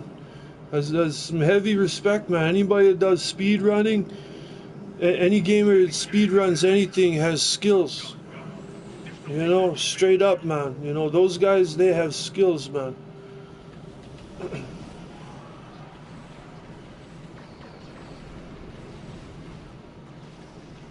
Yeah, I got crazy skills in it when it comes to Star Wars Battlefront 2, the Jedi fighting. Like, man, I use Darth Maul, and man, I'm so good with Darth Maul. Like, you know, like I can do some absolutely insane shit, man. Like, it's not even about killing and scoring, man. You know, to me, it's all about platforming. Like, I played it so much, it's like I don't even care about the killing and points. It's all about pulling off that move, that crazy ass move where you got to run at the perfect speed right up against the wall in order to lift yourself up the wall and get just the perfect height to do an air dash and ramp off the other side of the building in order to do a 180 in the air and fly back down and jump off the other side of the wall and maybe do another air dash in the air somewhere. Like the mechanics involved in just that little maneuver right there is absolutely insane, man. You know, like you know, man, right? Like, you know, I'm sure you know, man. Like, speed running in that, man. A lot of that stuff is platforming, man. You know, it's how fast you can go. Your body skills, man. Your maneuverability is key, man. It's everything almost. And I've spent so many hours and years playing that game, man. My skills in Jedi are just fucking off the chart, man.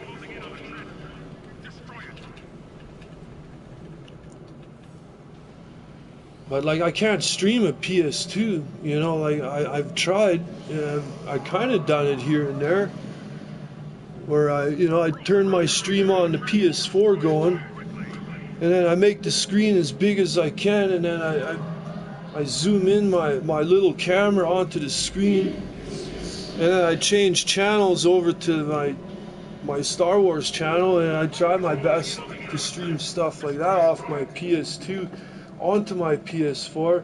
I know, man, it's crazy.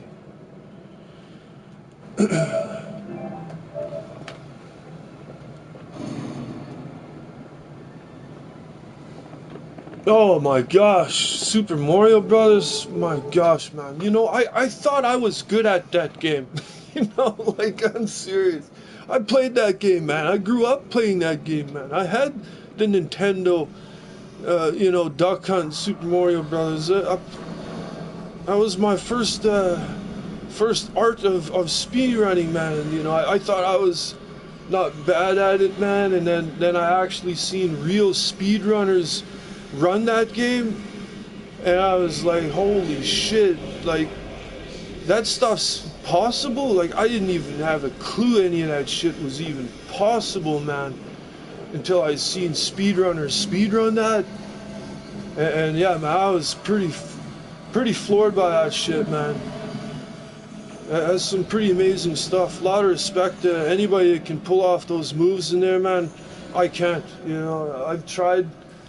You know, it's like a madman trying to do moves on a skateboard. You don't want to see it. You know.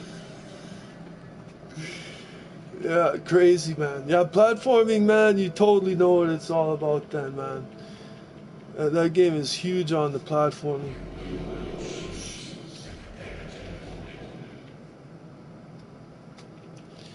The game I was trying to speedrun sort of without really realizing or knowing it was Super Mario Brothers 2. Because, I practiced on the first one, Super Mario Brothers 1, and whatever games that they had on the first one.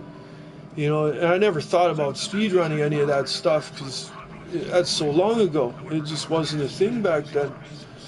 But when I started playing Super Mario Brothers 2, I actually loved that game a lot, and I challenged myself to beat it as fast as I could, you know. And I tried finding tricks and different styles and ways of beating it, and I really enjoyed actually speed running Super Mario Brothers 2. Amazing game, man. And my favorite level, absolutely my favorite, I always use Princess. I always use the Princess. She was my favorite on there, man. an easy cap to connect PS2 to a phone. Oh shit, easy cap. You see, oh, to a phone, man. Well, the thing is, believe it or not, I don't even own a cell phone, man. I don't even know how to operate a cell phone, really. You know, I use a landline still to this day. It's got like, 12 buttons on it. That's it. Yeah, man. Yeah, I would have kind of have a little trouble hooking my PS2 up to a phone, but well, that's great that that technology exists, man. Yeah, yeah. On Mori Brothers 2, man, I'd always pick the princess, and the favorite level, man, to run was the ice levels. The ice levels was just the funnest, man. I'm telling you, man, I could fly so quick through those ice levels when I was a young kid, man. I was like lightning on ice, man. I was like grease lightning, man. Shit, I was so fast, man. I love that ice level because the ice, once you had your momentum going, that ice, it actually carried you and made you go even faster and faster as long as you kept your momentum. And I got so good at that momentum, man, that I just, shit, I hit that ice and I was just cruising, man. I stopped for nothing, man. I was so good at that level with the princess, man. I love that shit, man. I really do, man. A lot of respect to you, man. Yeah.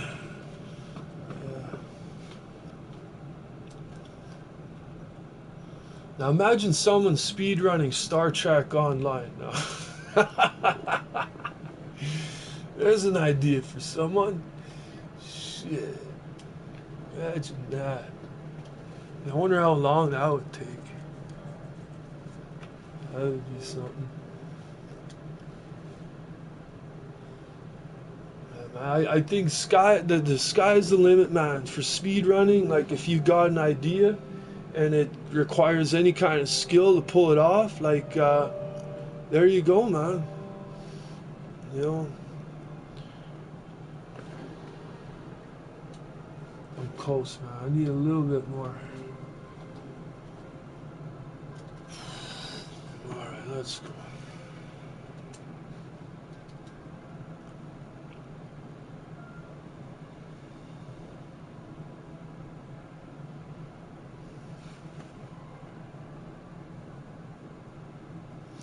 I like streaming Star Trek though. Star Trek is kind of alright, man. Because I think not many people do it. For one thing, I don't see a lot of people streaming Star Trek. I've checked it out. I tried to find other streamers streaming it, and a lot of people that do stream the Star Trek, like there's nothing interesting about their channel. Like they're doing the same thing everybody else is doing. They got the same kind of characters everybody else has for the most part, and spaceships. And the other streamers doing Star Trek Online, they're just not interesting to watch. But then for me, on the other hand, like, I think I'm interesting to watch at any given moment, no matter what I'm doing. So I might be able to bring some life into the Star Trek streaming online. Maybe a little bit. You know.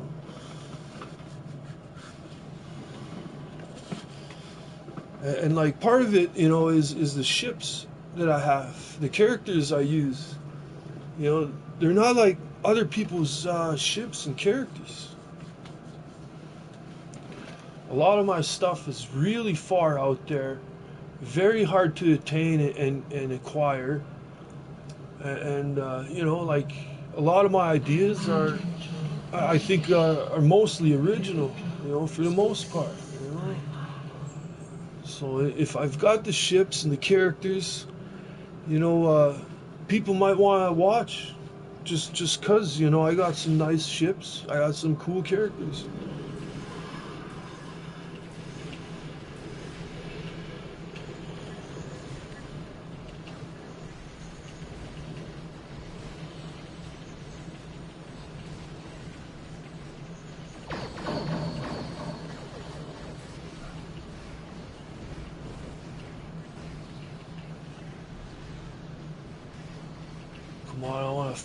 blast him with, I don't know, can I do it? On my low power. Whoa. I got that shot off on him, but like, I was getting piled on, man. Look at all those ships.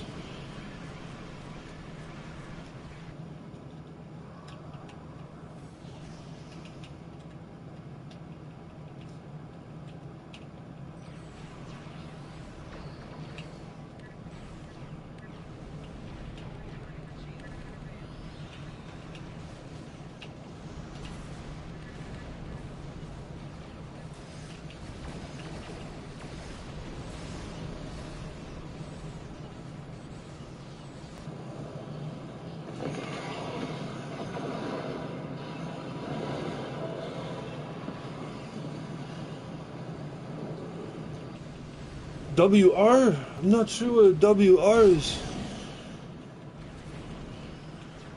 A world record? Oh, yeah, shit, you know, you're right.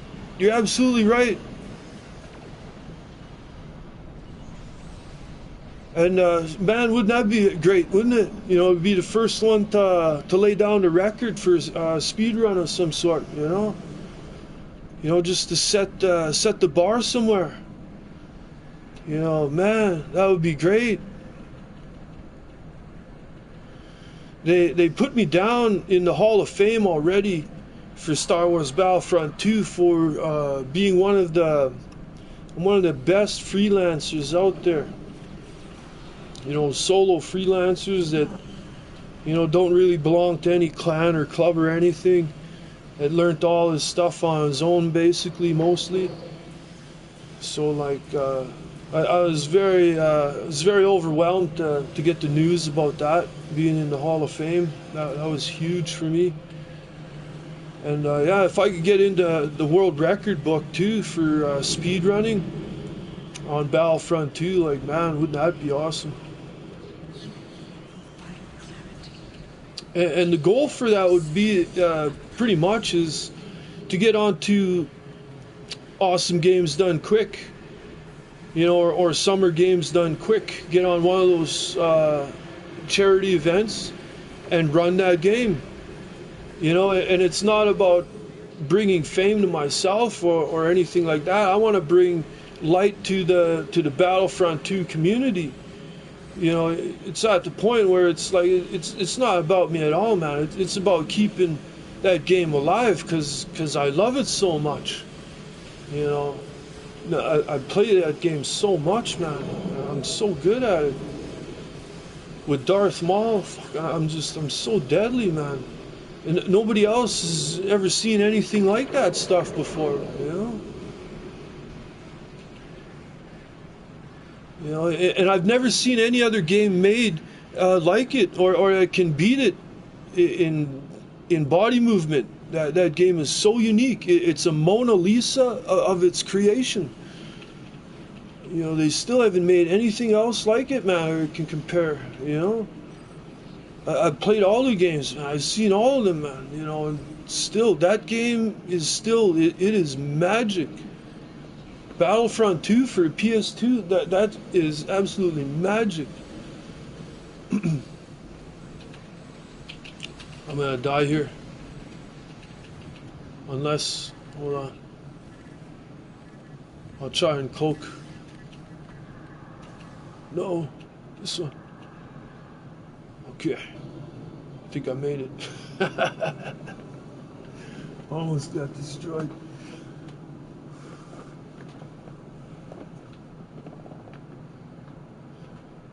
Yeah, they still have scrimmages for that game on PC.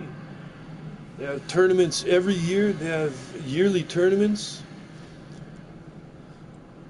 I still try to keep up to date with some of the greats that play it, like J-Man. He plays it. And yeah, I watch J-Man usually. Jog Rabbit, Jog Rabbit still plays. He was telling me some of the other Jog members still play, like Master Matt and Isaac. I see Jog Tom running around sometimes. Yeah. I can't wait to meet up with some of these old war veterans, man. I haven't played beside in years because they all moved to PC. You know, most of them quit on console. Most of them quit around 2015. You know, 2012 was sort of a big crunch where a lot of them moved on from console to PC around 2012, and then whatever, almost whoever didn't move on yet practically moved on by 2015. And I'm like the only crazy guy that's still spent like the last 8 years or so still on console, you know, and like I'm speaking for the Jedi players, you know, like they all kind of quit, but the shooters, we still had some of the soldiers still stuck around, still on console, man. Even to this day, you'll still run into some of them out there, like who else is Anthony B. He runs both of them, and he still shows up on.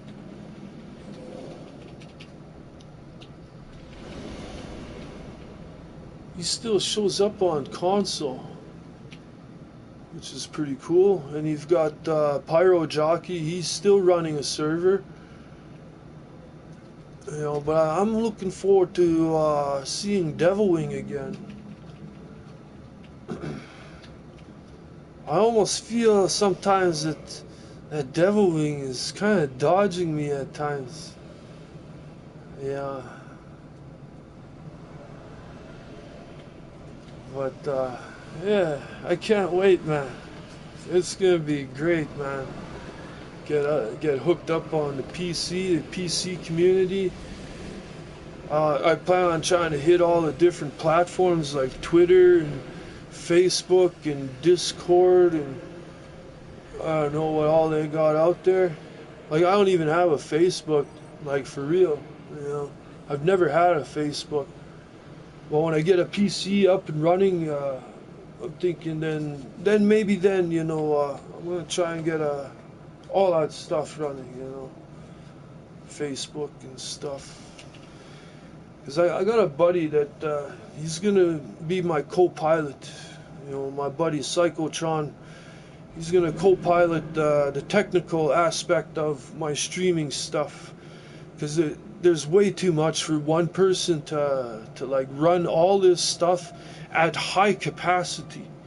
Now, and you see what I mean? What I'm getting at here, I mean high capacity. You know, to run a real high capacity stream takes more than like one person. One person can go so far and get so far, but in order to really make some serious moves in the streaming world and whatnot, and make it like really good professional level, it's a multi-person operation. You know, it takes more than one person. So you know, once I get things going, I got an operator. Well, Psychotron is going to be the operator. He's going to help run things, and I'm going to need the help. I definitely am going to need the help. So I got you know, I got the right pieces. You know, I got most of the pieces I need. You know, and now I just gotta slowly figure out how I'm gonna put it all together. You know, and I'm gonna do it. It's gonna be good, man. It's gonna be great. It's gonna be out of this world, man.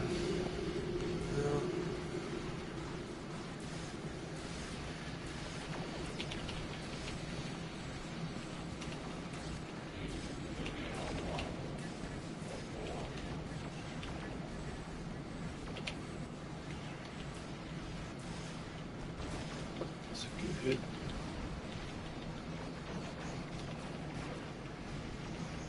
efforts are futile. Destroy this vessel, and I will claim another.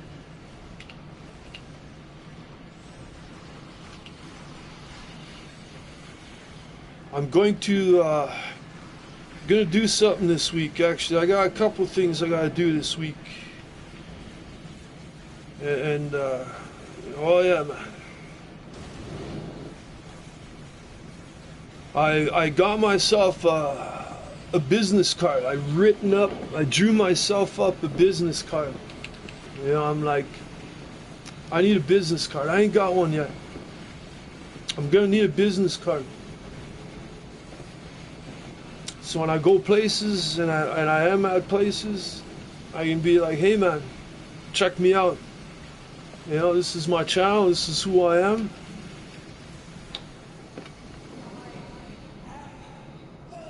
All right, man. Have a good one. You got off kick. All right.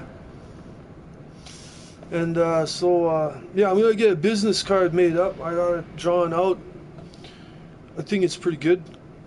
And I gotta bring it down to the office. There's an actual business card office down over here, a couple blocks away.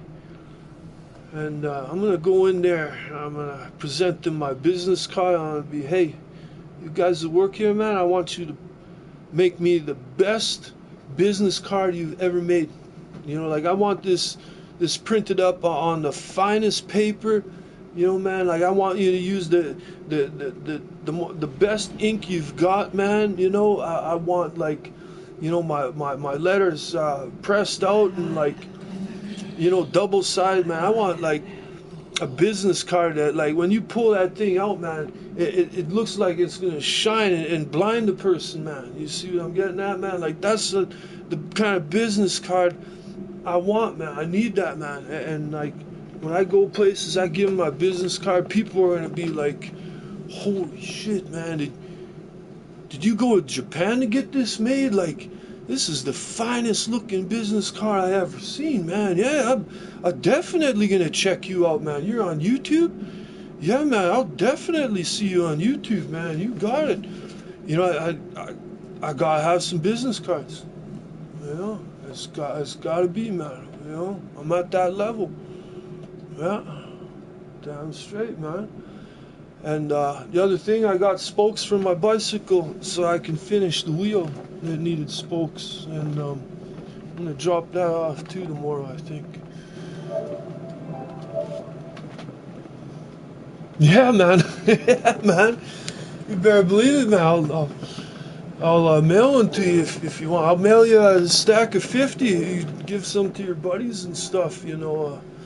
Once I figure out how to get them printed up and send them to people, yeah, man, I want to send them to all over the place, man. All my gaming buddies, you know, and they can say, hey, you know that Megadeth guy, man? I know that guy, man.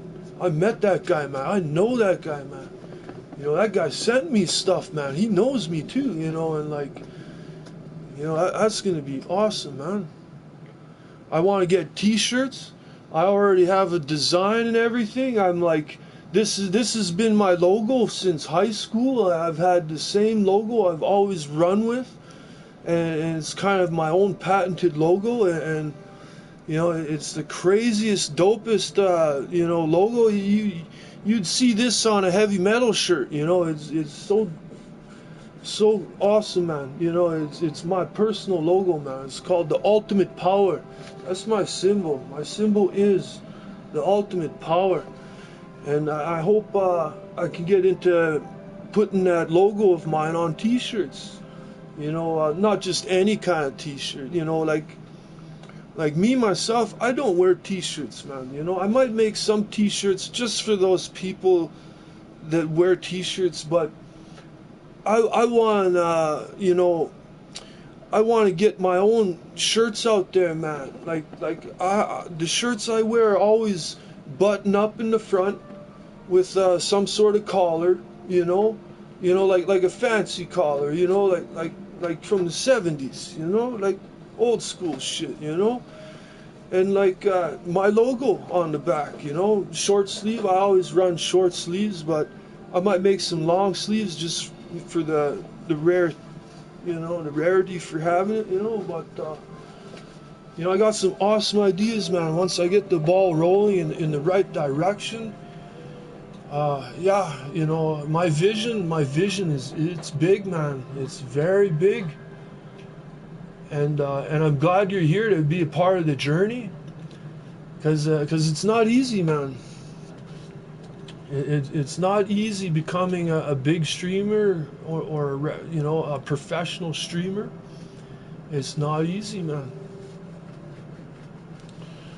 But I'm doing it, and I've been practicing it, and I've been streaming a lot lately. If you check out, say, a year ago, I was streaming, you know, like a year or two ago. I've been streaming for a couple years already, but I haven't like picked it up until this year, man. This year I was like, this is it. If I'm gonna start streaming, I gotta stream everything. I can't just pick this and pick that to stream, you know. I gotta stream like everything, man. And that's how people are gonna see you. That's how they're gonna notice you, is if they see you out there all the time. When they clock on the thing and they see you, it's like, hey, this guy's streaming again. Well, next day they look again, like, hey, this guy's streaming again today. And they see the same guy streaming all the time, every day. They're gonna take notice of that, you know. And I've become wise to this, you know. And that's kind of where I'm building myself up to, where I can stream every day. And it's harder than you think, man. Like it's so hard to like get on and just stream, you know, whatever. Like it's way harder than a lot of people think, man. Cause a lot of times I get on and I'm like,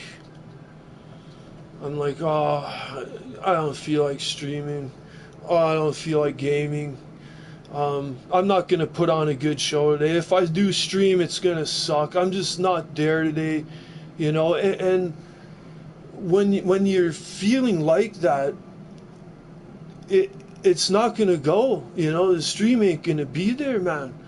So that's kind of the streamer's. That's the fight the streamer has to fight against, man.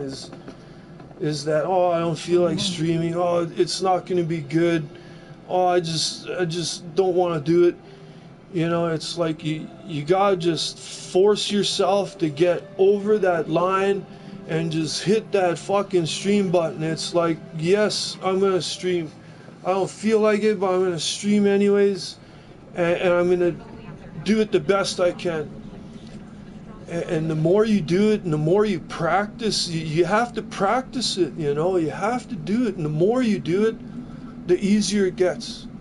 The better you get at doing it, you know. And the point of doing it all the time is you get to the point where it's natural. You get up and you just do it, you know, and it's just, you just do it, and it becomes fun once you get used to doing it, you know. And when you learn how to make fun of it, you know, you find the fun in doing it. It gets you going, man. It keeps you going. And like some days, man, I'll stream for like 8 or 9 hours and I'll get like no views, and I'll be like, what did I bother for, man? What am I doing out here? You know, I just spent 9 hours and no one watched me at all. What the hell? It deters a person. But on the flip side, when all of a sudden you're streaming and you get a new follower or a new subscriber, and it's like, holy shit, someone noticed me. Someone seen me today, man. Someone's digging my show, man. They like what they see. They're checking it out, man. This is awesome. And then the next day you get another follower. And like when you start getting followers and subscribers, then you feel like, man, I accomplished something. You know, I'm doing something. I'm going somewhere, you know. And that's really important to the streamer to feel like he's actually doing something, man. And he's getting recognized, you know. And it's hard, man. It's hard to get noticed. You know, and it's hard to keep going even when you don't want to go anymore. But you just have to sometimes, man. You know, and I've noticed too a few times that some of those streams I didn't want to stream, they ended up turning out to being some of the best days streaming, man.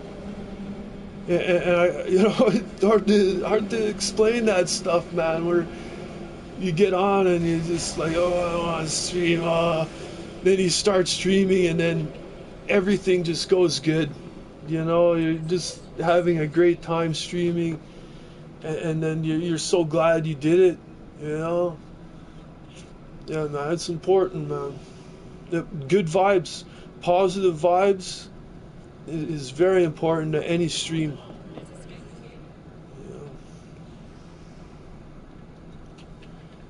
Yeah, for sure.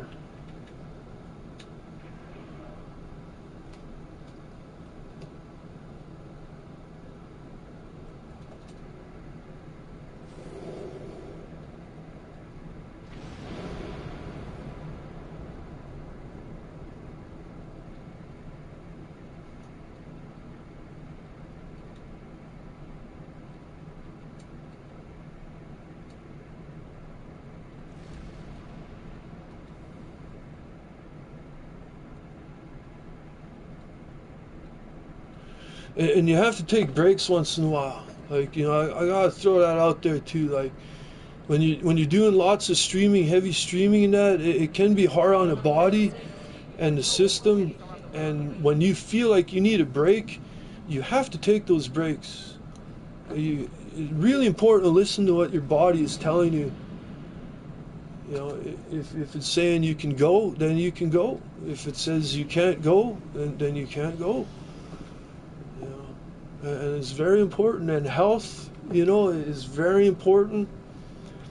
I think it's very important to streamers, because you see some that don't look healthy. You know, I've seen some streamers that are just skin and bone. They look like they've lived in front of that monitor like most of their lives, like, you know, like like they've never gone outside. And, you know, some are skinny, some are putting on weight. You know, I gotta hand it to Dr. Disrespect. You know, he's got like the perfect combination. You know, he's got the physique. You know, he's got the charisma. You know, he's a fantastic entertainer. Like streaming isn't all about playing games. You have to entertain too. You can be the best one at that game, but if you can't entertain people, they're not going to watch you, man. You got to have a little bit of entertainment value to your stream. You know. And Dr. Disrespect has an awesome combination of entertainment and, you know, interaction and stuff. He's really good. But I will put this out there that he's not the best gamer in the world. You know, he's like Hulk Hogan. You know, he looks fantastic in the ring, but he's not the greatest wrestler in the world. You know, that's like Dr. Disrespect. Like, he looks amazing. He looks great, but he's not the best gamer in the world, though. You know, he's good. You know, he is good, but you know, but man, can he entertain? You know, yeah, for sure. And me on my streams, I'm gonna try and throw a little bit of everything, man. You're not gonna know what you see on my stream, man. From one day to the next day, like, you know, you are not going to know what I'm doing from one day to the next. And that's how I am in real life. Like, in real life, I don't know what I'm doing from one day to the next. I really honestly don't. You know, I'm just living one day at a time here, man. You know, hoping that things go good, you know, the way I need them to go. And every day is a different day, another challenge. And my streaming is probably going to reflect that, you know, Some days I'm gonna be doing this, some days I'm gonna be doing that. So that way, you guys watching, I hope you never get bored. When you tune in, it'll always be a surprise for you. See, well, what's Megadeth doing today? Man. And I think that'll be good. You know, if I have that sort of element, that it'll draw people that they won't know what to expect from one day to the next. You know, and I think it'll be good. Some days will be like over the top streams, you know, and then other days might be a little bit quieter, maybe, perhaps, you know. So I'm gonna go with how I feel and what my body will permit me to do and whatnot, you know. And I'm gonna do the best I can for all you people watching, man. Awesome, man. That's good. That's good stuff, man. Yeah, streaming, you know, just do it, man. You know, if you're thinking about it, my advice is just do it, man. If you're thinking about it, then just do it. You know?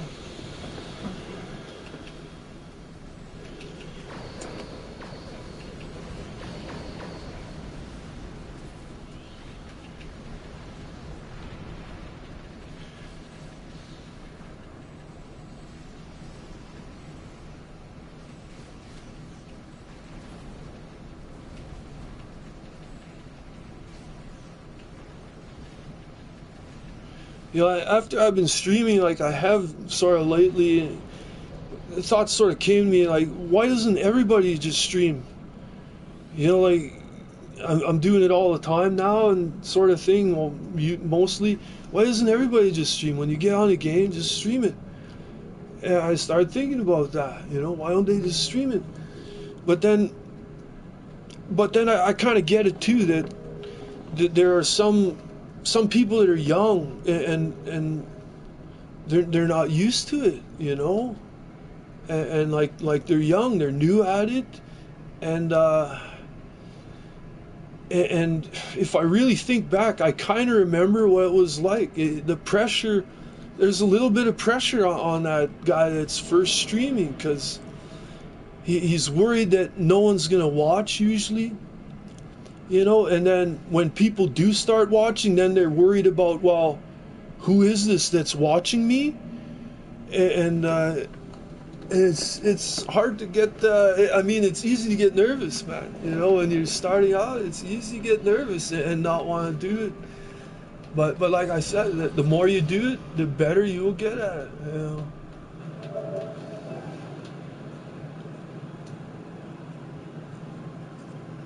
Yeah, and you're right, man. You got an absolute point, man. That's truth as truth is, man. We don't all have time to do it, and that's tough, you know. But do it when you can. You know, if you feel like it, go with your guts and your instinct, man. If you feel pumped up and you feel like streaming, then get out there and stream. Because I know some days I do get pumped up, man, where I'll watch somebody else streaming or something on YouTube, or I'll run into buddies or something, and then it's just like, man, you know, I feel like streaming. I really feel like streaming, you know, just cause, and I start streaming, man, and it's good. And you know, if you have friends and family, you know, shout out to them, man. Get them on board. You know, like I try to get my mom and my dad to watch my stream, and my brothers and my cousins, but you know, not many of my family watch me, man. You know, like almost nobody in my family watches me. I don't get it, you know, but like I was saying, man, a business card. You know, like, hey, if you're in high school, man, heck, hit this shit up right now while you can. Get yourself a business card printed up, man. You know, think about it, you know, and you're bored in class or whatever, and you're just thinking of things, and then just start thinking, you know, what should I do for a business card? You know, what should my name be? You know, what should my company? Should I have a company name, or you know, on the back of my card, you know, I put my name and stuff on the front, and on the back of my card, I'm putting a list of the games that I play and that I stream. And this is a real smart thing to do. Put a list of all the different games that you cover on your card. And other people that are into those games listed on the back will see that list and be like, "Oh, hey, I play this game. This guy plays this game too. Oh, well, shit. You know, maybe I might want to check this guy out if he plays this game." You know, so definitely like put a list of the different games and stuff that you play on the back of the card. You know, yeah, man. And if you're in high school, you could hand them out to people. You know, get your own name out there. You know, if you can. You know, and get used to the fame. You know, and get used to people watching you. You know, I remember at first I was kind of nervous of people watching me, and how I got over that was very simply. You know, I just threw something at myself, sort of. You know, I just threw an idea at myself. You know, and my one buddy was here. I think I can't remember. You know, or maybe it was after he was here. But I was saying, you know, like, what's the difference if I have one person watching me or 1 million people watching me? You know, what's the difference? You know what? It's the same thing. One person, 1 million people, 100 people, heck, it's all the same. You know, I'm going to do what I do, and that's all there is to it, man. Should I do anything different because there's more people watching? You know, like, you should do absolutely nothing different between having one person or 1 million people watching you. You know, you just do you, man. You be yourself, and whether it's one person or 1 million people, they either like you or they don't like you, and it doesn't matter as long as you're being you. Yeah? That's the most important thing, man. Is you be you, man. Don't be anything else that you're not. You know, you gotta be you. You know, figure out who you are and be yourself, man. You know, and I'm an old guy, man. You know, I might not sound old or look old or seem that old, but I'm an old guy. And it took me a lot of years to learn, you know, the stuff that I did learn. And that's one of the gifts that I want to give people that are watching my stream and you know, are giving me viewage and stuff, is if I can give them some kind of wisdom or some kind of power that will help them in their life. You know, that's my gift to you guys for tuning in. It's that simple, man. You know, you give me some viewage, I'll give you some wisdom. You know, I try to. You know, I'll give you some power. You know, and then we all become more powerful. Yeah.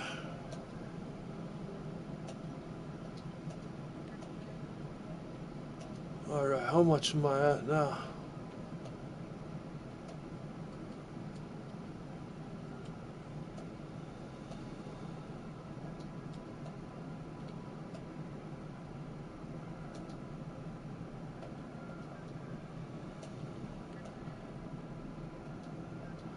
And a good skill for any streamer is being able to talk to yourself.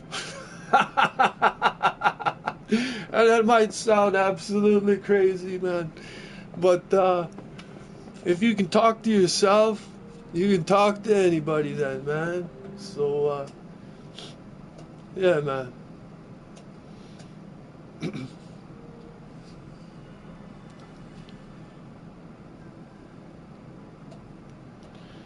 I learned that from watching other streamers. I did. I watched other streamers, and some of these guys out there, man, they got like no people watching them, or they got like 1 or 2 people watching them, and they are just going off on something or other, man. You know, talking about whatever, man. You know, and I would sit there and tune in and be like, wow, what's this guy talking about, man? Like, I want to hear what this guy's got to say, man. Like, what is he saying? You know, what is he talking about? And that is a lot better draw than somebody sitting there not saying a thing. He's just sitting there, and all he's doing is going through the menu on the game, looking at stuff, pushing buttons, and he doesn't say anything until someone asks him something, you know. And it loses people's attention, you know. The flavor disappears, you know. And people go to the different people's streams. I think it's for the atmosphere, you know. Like when you're watching Dr. Disrespect, he has that sort of energy, that kind of energy that comes off of him, you know. Same with like any other streamer, you know, they all have a unique sort of energy. Everybody is different and unique. And, you know, I'm hoping that I have the right kind of power and energy that people might enjoy watching, you know, and, you know, I hope to motivate people, spread positivity, you know, in people and in the world, you know, and have fun, man. I hope to make people laugh, man. Like, I can be so sarcastic at times, man. Like, when it comes to certain things, man, like, damn, man. Like, same with my buddy Vader has the same sense of humor I have, man. And like, when I start getting funny, man, and start cracking jokes and shit, like, man, you might be sore for days afterwards, man. I'm not kidding you, you know, man. So, like, it's good stuff like this, you know, that's good and healthy for people, I think, man. And yeah, man, let's hope my stream gets good, man. Gets real good one day, man. I'm not only doing streaming, you know, I have another project on the side besides streaming, you know, that I don't know how many people are into my other project or know about my other project and whatnot, sort of stuff, but I do have another project on the side, and it's called it's my own television show. You know, I wanted to you know, I don't know, man. Is it a dream that a kid just has when they grow up? You know, is just like, man, I want to make movies one day. Man, I want to make a TV show one day. You know, and you know, when I was a kid, all I needed to have fun was a stick. If I had a stick from the backyard or from somewhere out in the alley, man, all of a sudden I'm a Jedi, you know, I'm a space pirate, you know, I'm a soldier, man. All I needed was a stick and an imagination, and I was good to go. That was me as a kid, man. All those sticks are bad for kids. I can vouch for that, man. I've had a few accidents, but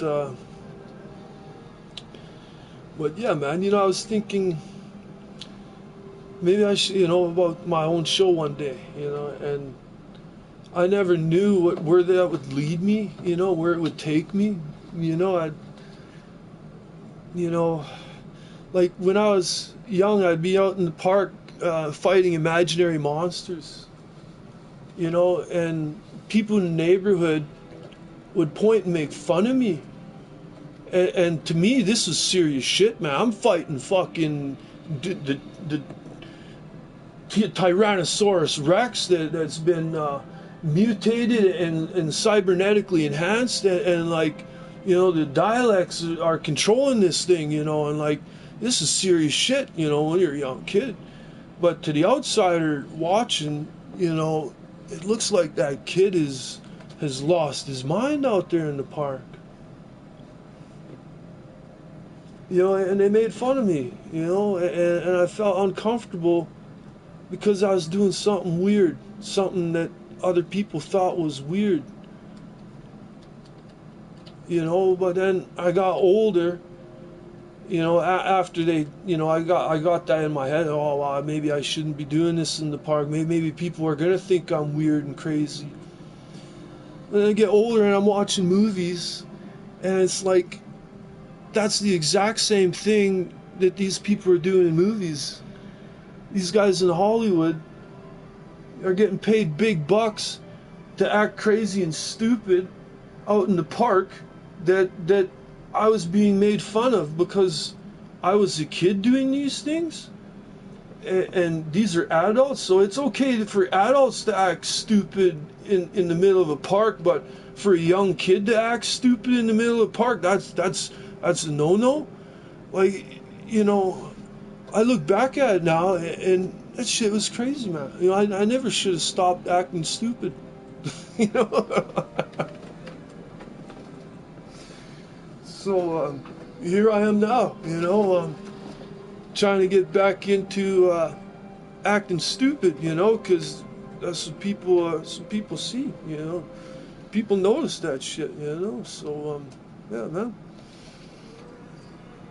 So once in a while, you might see me doing some kind of stupid, weird stuff on the stream, like I don't know, swinging my ninja sword around, or you know, rocking out to some awesome heavy metal tunes.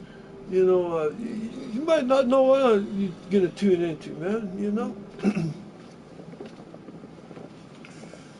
But I'm hoping it'll be whatever it is you guys see. It'll be entertaining, you know. Even if I'm just flying a spaceship around like I am tonight, you know, I'm just flying a spaceship around, man, blowing stuff up. But well, I'm gonna make it look good, you know.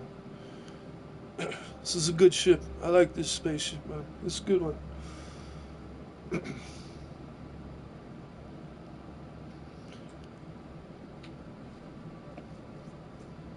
Yeah, so yeah, man, I got all kinds of crazy ideas, man.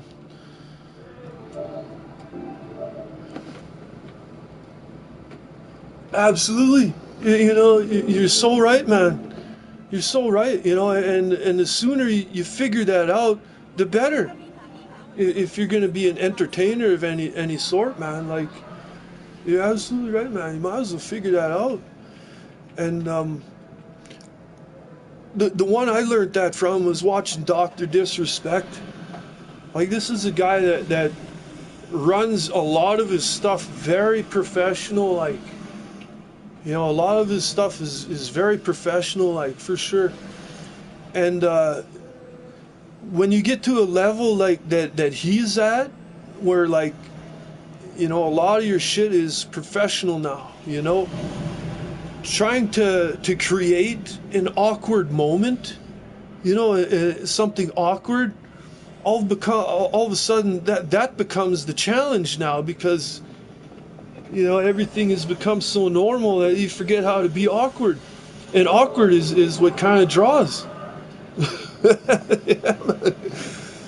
Yeah, TikTok and stuff, man, you know. Yeah, man, for sure.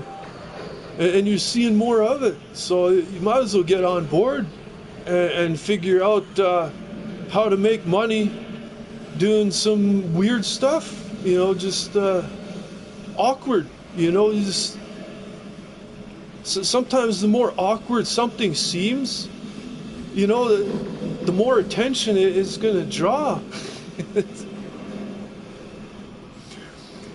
And I don't know if I should throw this out there, but, like, have you ever watched the Top Notch Idiots on YouTube, man? Shout out to the Top Notch Idiots, man. Like, those guys walk around the hood and real dangerous places, man.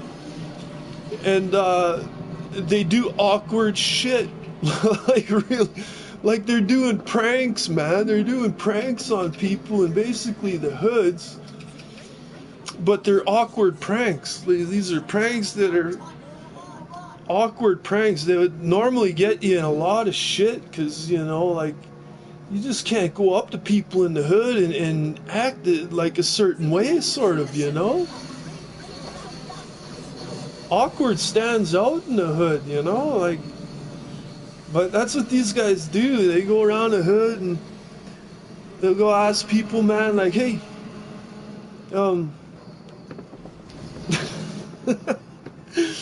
they'll say weird shit, man, like, hey, you want to get screwed? You know, and these guys are like, what? Hey man, you want to get screwed? You know, or like they'll go up and be like, hey, you want to get punched? You want to get punched? Or it'll be like, hey, you got beef? Looks like you got beef, man. You want some beef? You know, you got some beef, man. You want some beef? You know, and like these are just pranks, man. But it's funny as shit, man. You know, and people, they see this stuff, man. It gets ratings, man. It gets viewage. So like, you know, don't be embarrassed from an awkward moment, man. An awkward moment, that can be money. You know what I'm saying? You know, and because of that, that shit's cool now. You know? Yeah, man. Good times, man. Good times. Yeah.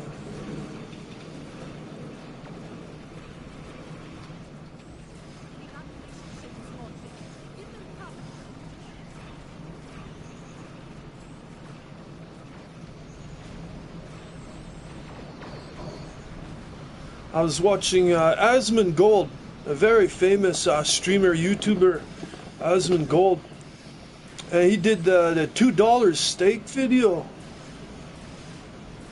and I'm like, what the heck is this? This thing has like 2 million views on it, man. I gotta check this out. And you know, it's good. You know, this guy cooks up a $2 steak. And, you know, it gave me ideas, man. You know, I see stuff like, you know, other people's stuff, ideas and that, and it gives me ideas and stuff, you know. And that's how you learn things, you know. You grow.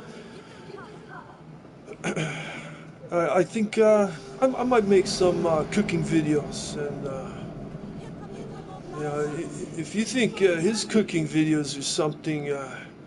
oh man, let me tell you, man, you haven't seen anything when it comes to cooking videos yet, let me tell you. My kitchen, I don't know, man, about my kitchen.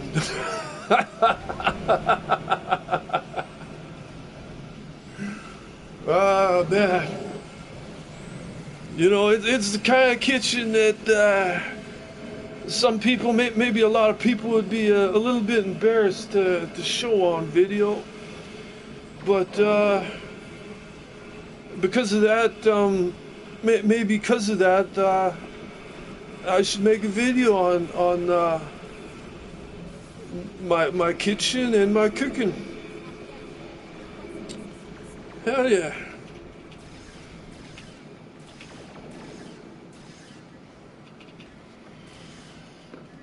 So that'll be a special one. If I start putting on my cooking videos, stay tuned for that for sure, man. And I am a good cook, you know. My surroundings might look a little nightmarish, to say the least, in the kitchen, you know. Yep. It looks like stuff right out of You Can't Do That on Television. But I can cook. I'm good at cooking, man.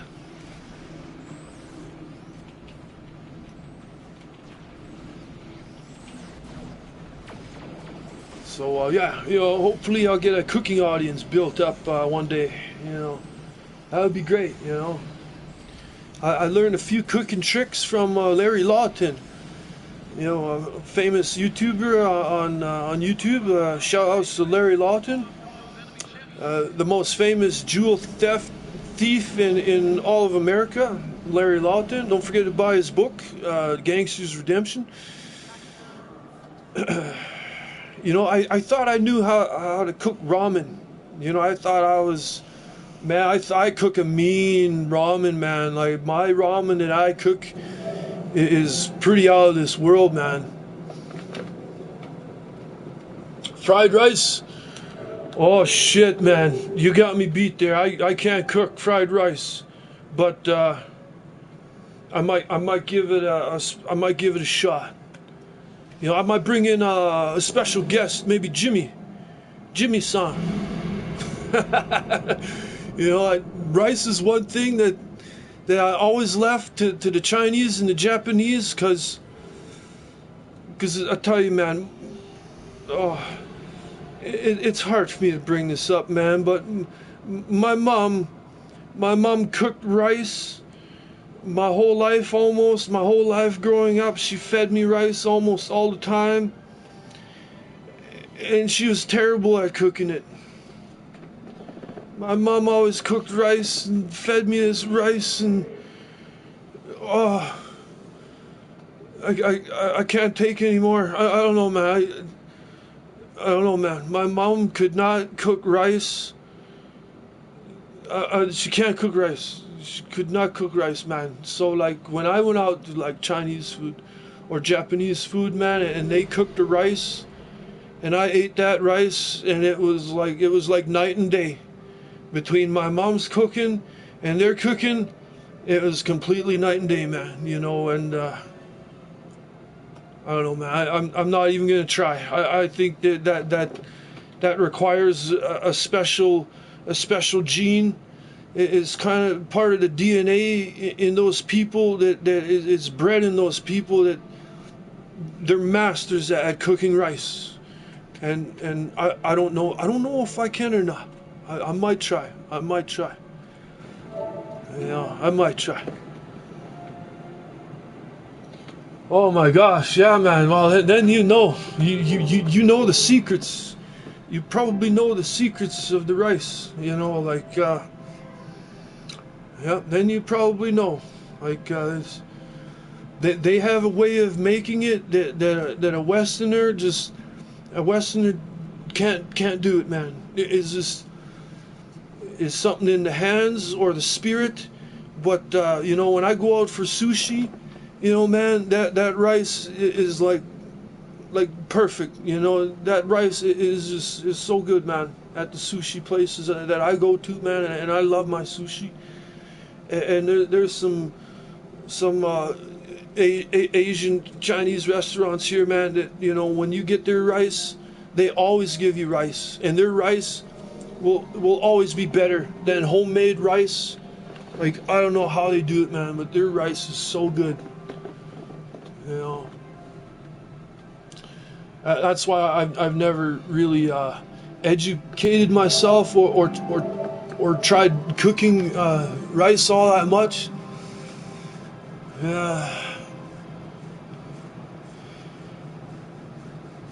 You know, I think I've heard that before too. Yeah.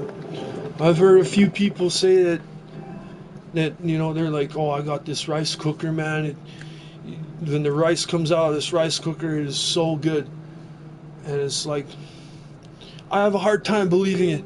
You're coming from just, you know, second hand, you know, people, but when I've gone to the restaurants and stuff, that's what they do. The guys making sushi, you know, the people making the rice in the back, they pull out this rice cooker, and they pull the rice right out of this rice cooker, and that, I don't know how they do it, but it's perfect every time, man. You know, it's like magic. To me, that's like magic. You know, and I respect that, man. That's a special talent to run those rice cookers to get it just perfect, you know, like, man. Respect to those cooks. Because that's something I haven't mastered that, you know, so I got respect for those guys, man. You know, but me, I cook hamburgers, man. When I cook hamburgers, oh, man, I'm real good at cooking hamburgers.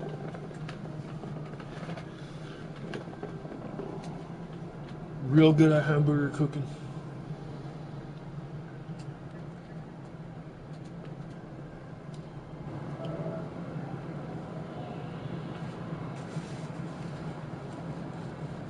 Yeah, it's how my mom does it. My mom always cooked the rice on the stove top, and she always got it wrong.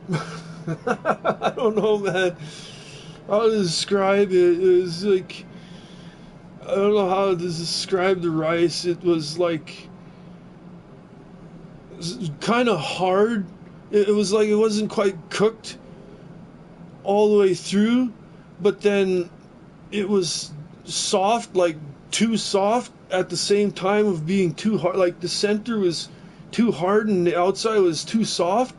So when you like put the butter or salt and stuff on it, like it wouldn't stick to the rice at all. Like and like, you know, when you get the rice from any Asian place, man, you can usually eat that rice with chopsticks. And I'm good with chopsticks, you know. A good rice, you pick up with chopsticks and you can eat that rice. That is good rice. When you can pick it up in big clumps with the chopsticks and down that stuff with chopsticks, man, that is good rice. My mom's rice, you could never do that with my mom's rice, man. You'd need like a spoon or at the very least a fork. You at least needed a fork to pick that rice up, man. My mom was cooking. I don't know how she messed it up all the time. Like old fashioned, you know, on the stove. Yeah.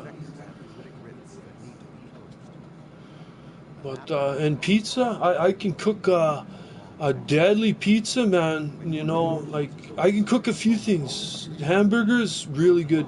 Pizza, really good. Roast beef, man. I can cook a roast beef like no one has ever seen before, man. You know, those things, I'm really good at cooking. And tomato soup, I used to. I'll still say I'm really good at making the tomato soup because I put in butter, soy sauce, Worcester sauce, pepper, oregano. You know, there's a whole number of stuff, man. You gotta have paprika and some turmeric in there. I know my food, man. I really know my food, man. Let me tell you. I've been educating myself the last month or two, probably the last 2 months, on foods, man. Healthy foods. And I learned some really important stuff about food, man.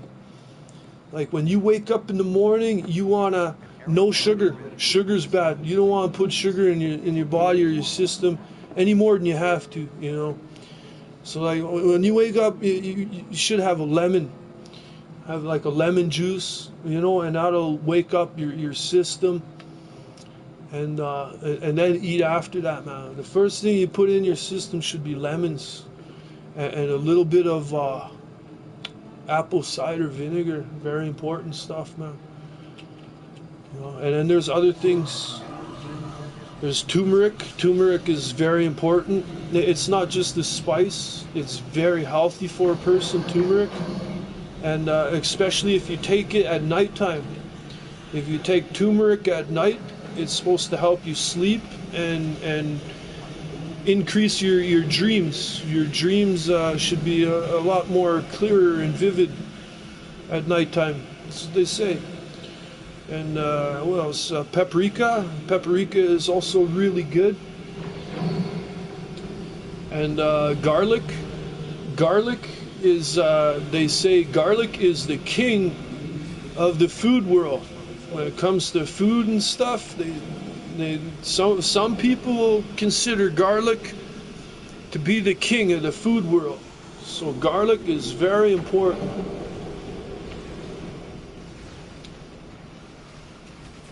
And what else is good? I've been learning about some certain herbs that not the common person would come across. There's a healthy herb called milk thistle that I came across. I know, it's crazy. Someone like me knows this kind of stuff. Yeah, I know, it's crazy, right? But I know this stuff, man. Because I plan on looking after myself, you know, for the long run. A milk thistle is for your liver and your kidneys. It helps you detoxify your system. And it's like, it's the best, it's the best herb that you can take to clean out your system, to detoxify your liver and your kidneys and stuff. And this stuff is very important to know that that the healthier your kidneys and your liver are, the healthier your lungs are going to be. You know, and I put my lungs through a lot of bad shit, you know, so like I gotta like keep score here on how to fix my lungs in some sort of way. Absolutely, man, very beneficial. And that's one of the best ways for keeping your lungs healthy is to keep your liver and your kidneys healthy. That's what's going to keep everything else healthy. So your first line of defense is pretty much on keeping your liver and your kidneys healthy. And milk thistle is one of the best things for doing that. And there's another one called burdock. This herb called burdock is extremely good also.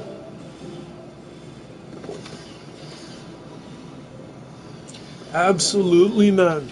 I think so. I believe in it, man. I really believe in that stuff, man. Herbs can heal people, can save people's lives. I think so, man. And I've been learning about this stuff for the last about the last 2 months. I've been heavily educating myself in herbs and diet and stuff. Because part of the reason is I'm starting to notice I put on a little bit of weight, you know, and I'm the kind of person that's scared. If I start putting on any kind of weight, I notice it right away. And if it keeps on growing, it's going to bother me. So that was sort of starting to happen. And I was like, I got to look at health stuff, man. And I started learning a little bit about health herbs and stuff. And then the more I learned, the more I liked it. You know, I liked what I learned, so I learned more. And I've been liking what I'm learning, man. You know, it's really good. I recommend everybody out there to educate yourself on what foods are good for you, you know, what to stay away from. You know, it's very important. And this will contribute to better streaming. You know, if you are healthy and you have energy to do things, your mind will think better. You know, you'll be able to respond better. You know, if somebody's getting smart to you at school or on the street or somewhere, you know, and you know, a person that's not that healthy will think slower, you know, and a healthy person will be really sharp. They'll have a response like right away, quicker than the unhealthy person. You know, and you kind of need that stuff for being a good streamer, you know, because if you're unhealthy, you're also lazier. You don't have energy. And if you want to stream with a decent level of energy and power, you know, to share with your audience and that, you got to be healthy in order to do that. So, so these are really good things, man, you know.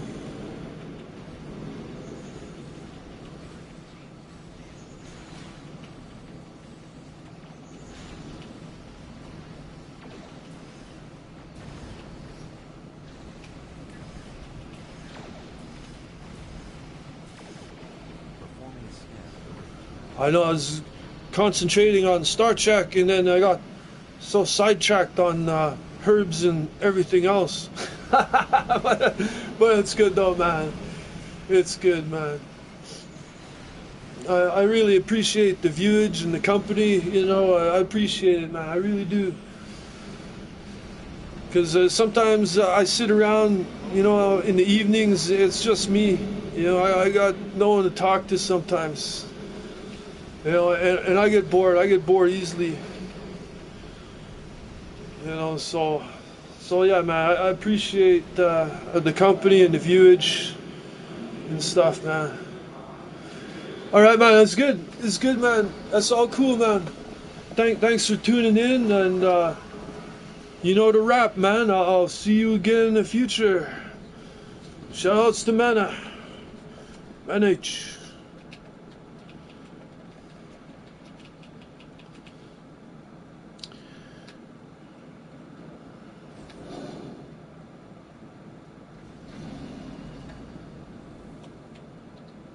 That it? We killed them all? Alright, I think we're good on... Alright, let's destroy the planet killer.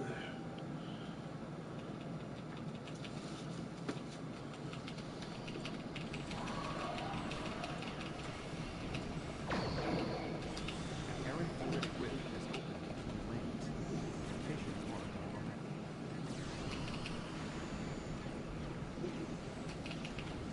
Fire the main cannon! Fire!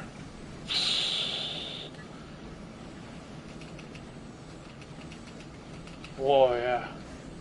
We got him good now.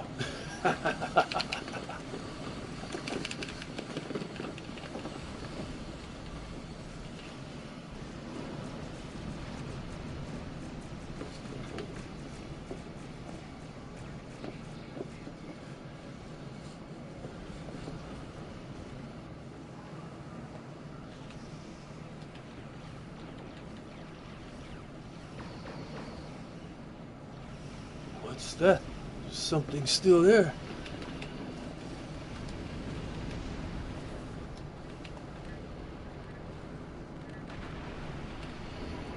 Alright, we got it.